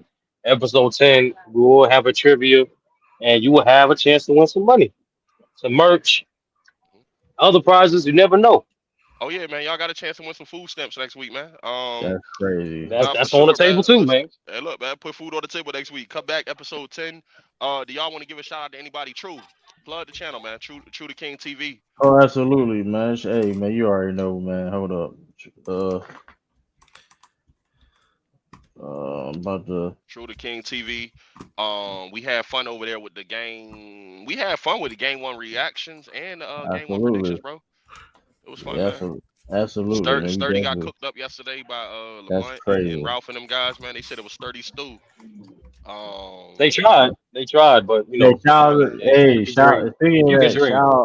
shout out to Hey, Ralph, hey, hey, man. rebranding. Hold on. Hey, rebranding. If you think saying Jason Tatum would be the second best nah, we player in not the about to get '90s in. We not is about to get in. cooking, Hold on. We We gonna it say chill. we is gonna what it say is, man. hey, Let we It is gonna what say it is. that cook. here. We gonna put that. We gonna say that here on a later date. You, So you better rebranding. You called me. I was on mute. You No, my mentioned bad, my my name. bad, my bad, brother. Go ahead, True.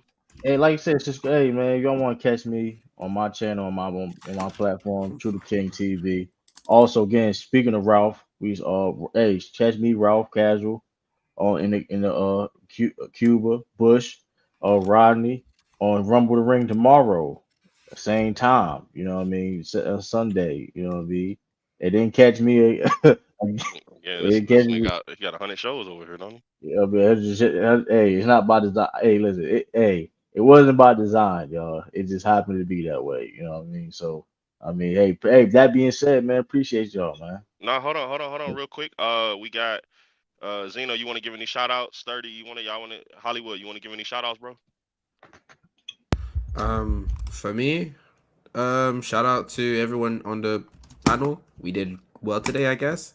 I think we all did well. Nice, yes, right, guys? No, Yeah, we all right. did, bro. Yeah. Also, shout out to you guys for coming through, enjoying our show, enjoying the little back and forth we had throughout the whole show. Hope you enjoyed it, and well, also subscribe to Vanity Sports Debates. Come on now. Sturdy, what's up? Don't forget Rumble in the Ring Sunday tomorrow. Was it 5 p.m.? You're 5, 5 15 around 5:15. I there. gotta You know, I'm gonna be making an Y'all know appearance what it. last Oh night. yeah, Y'all know what it is. rebranding. Y'all, Yeah, y'all. rebranding. Yeah, say rebranding gonna make a I'm gonna be appearance, y'all. I'm gonna be I gotta cook some He, of them casual now he be. takeovers Y'all, I this ain't y'all gonna know weekend, what lie. it man. So is. Yeah, it's we'll get gonna be into But that. y'all, crazy. y'all know what it is. 6:30. Go ahead. Wrestling doing.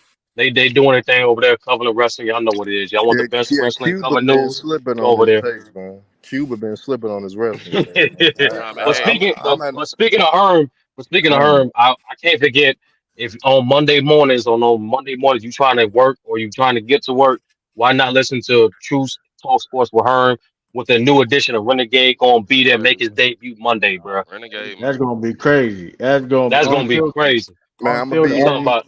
I'm gonna be in a handicap match every Monday. Oh Not. It's man. that's a triple threat. No, that's triple. That's a triple threat. No, I'm just talking. I'm just That's a talking triple. crazy. That's triple threat. Listen, that. Hey man, listen. It's that's gonna be a. That's going. Hey, No, listen. That's but all in all, like shout out to the team, shout out to Mario, shout out to H, shout out to Casual. Brandon, shout out to shout out True, Casual, Lamont. Shout out Lamont. Hearn, Yeah. Lamont, Oh, Herm. shout out to Zeno. I ain't never forget about Zeno. Shout out to everybody. He Like always real Zeno thinks talk. about saved the me. day, man. Hey, Zeno Shout out We Herm. saved the only day. everybody. Zeno get the game ball. Like real talk. Zeno get the game ball. But Absolutely. honestly, like for those who watching, this is only the beginning. I promise y'all. Like we really ain't. We just this nice. Like this. Like we just Man, on Wemby potential. I hate I was in the barber chair, you know what I'm saying, on that Good. Negro League things, because I really would have cooked on that. Because baseball, a lot of people probably don't know, baseball actually my sport, you know what I'm saying, actually Yeah, my real yeah, true love. So I hate that I missed on that one. Hey, I maybe y'all hate could that. cook on it Monday, bro. We yeah. can't. I We listen. I'm gonna will. stand We 10. definitely I'm will. standing 10, bro. I don't care what y'all say. I'm standing 10 on it. Well, you, But Herm, what shout outs you No, got, yeah, man? but what did you my, say about the Negro League We though? Herm, we gonna talk about it. we gonna Listen, talk if about y'all it. drop the link Monday, I'm gonna cook you Monday. Don't worry about it, Herm, because No, you've I been might ducking. agree with you though. That's why I asked. Nah, just really You quick. I won't. feel like You it's won't though. a symbolic gesture. I don't feel like they should have done it. I feel like if you're gonna do anything, pay those people's families. If you're gonna do anything, that records. I don't feel like they should have done it. That's it though. Yeah, it is. I actually 100% agree. As much as I'm a historian of baseball, but nobody can go back and watch tape of those Negro For League sure. games. Nah, So man. I actually 100% agree. It really doesn't mean anything. I know Josh Gibson would be the home run king, but that don't mean anything because now they can say, well, he didn't do it against the elite competition.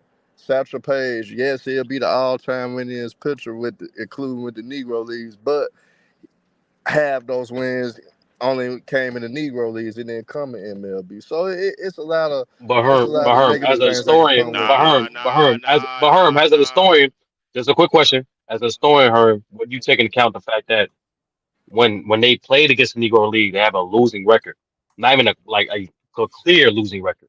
Yeah, this is gonna be a very long No, conversation. this is a quick question. I'm gonna leave it at that. Whatever Herm say, I'm gonna leave it I at that. understand. I understand the Negro League All Stars was competing with them. They did compete, but at the same time though, that's what they gonna turn to. And then you gotta realize the people that really the newer age, they're not gonna be able to. They'll look at some stats, but it's really no film to back up this. So now they gonna go to the competition of the overall competition of the Negro League wasn't as good as the MLB. Yes, did you have some great all-time talent at the Negro Leagues? Yes, when you put them all collectively together. But for us, their teams itself, no, they wasn't. It wasn't as deep as competition as the MLB has suffers. But the MLB still think about the best players are Negro anyway. Barry Bonds, a Negro player. Ken Griffey Jr., a Negro. Alex Rodriguez, he a mixed breed, but still a Negro in my eyes. So, at end of the day, I mean, Dwight Gooden, Rodriguez is a yeah, Negro. It's crazy. hey, Daryl Strawberry, Dwight Gooden, and those are Negro players that was at the top of their game. So, end of the day, look where we got Mookie Betts now. So I mean, it's still some of the best players of all time are Negro. It's just that if they was gonna do this, they should have done this. They should have done this in the '70s. Why wait? Why do it now?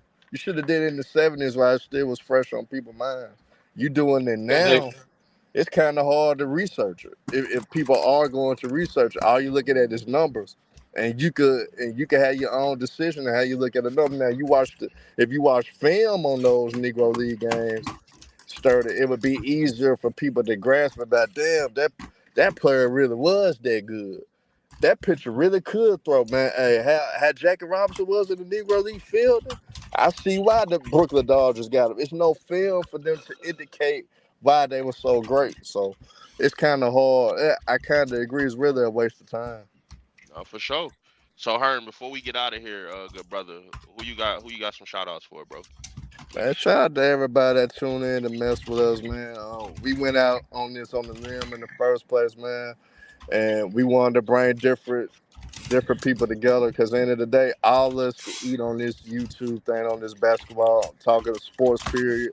All of us could coincide with each other. We all put our egos to the side. This is a group of people that typically argue majority of the time, but we come together for a common goal. You see that it's working out. I'm working with a good group of people, man. Rebranded, True the King, Sturdy, Zeno, Casual, H from the UK. Man, all those my brothers and my sister. Shout out to Mario as well. Actually, the star of the show to me, Mario. So, I mean, shout out to all of them, man. This is a family over here. We gonna keep growing and growing. And we gonna have some announcements to make to y'all in the future. You know what I'm saying? So, y'all keep supporting. Y'all keep showing us love. We gonna keep showing y'all love by dropping good content. So, we appreciate y'all.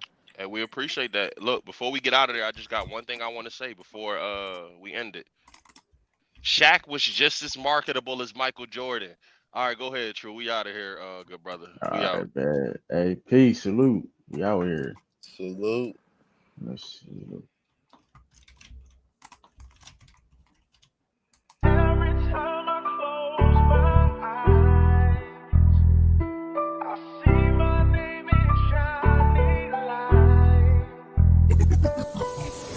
Crystal walking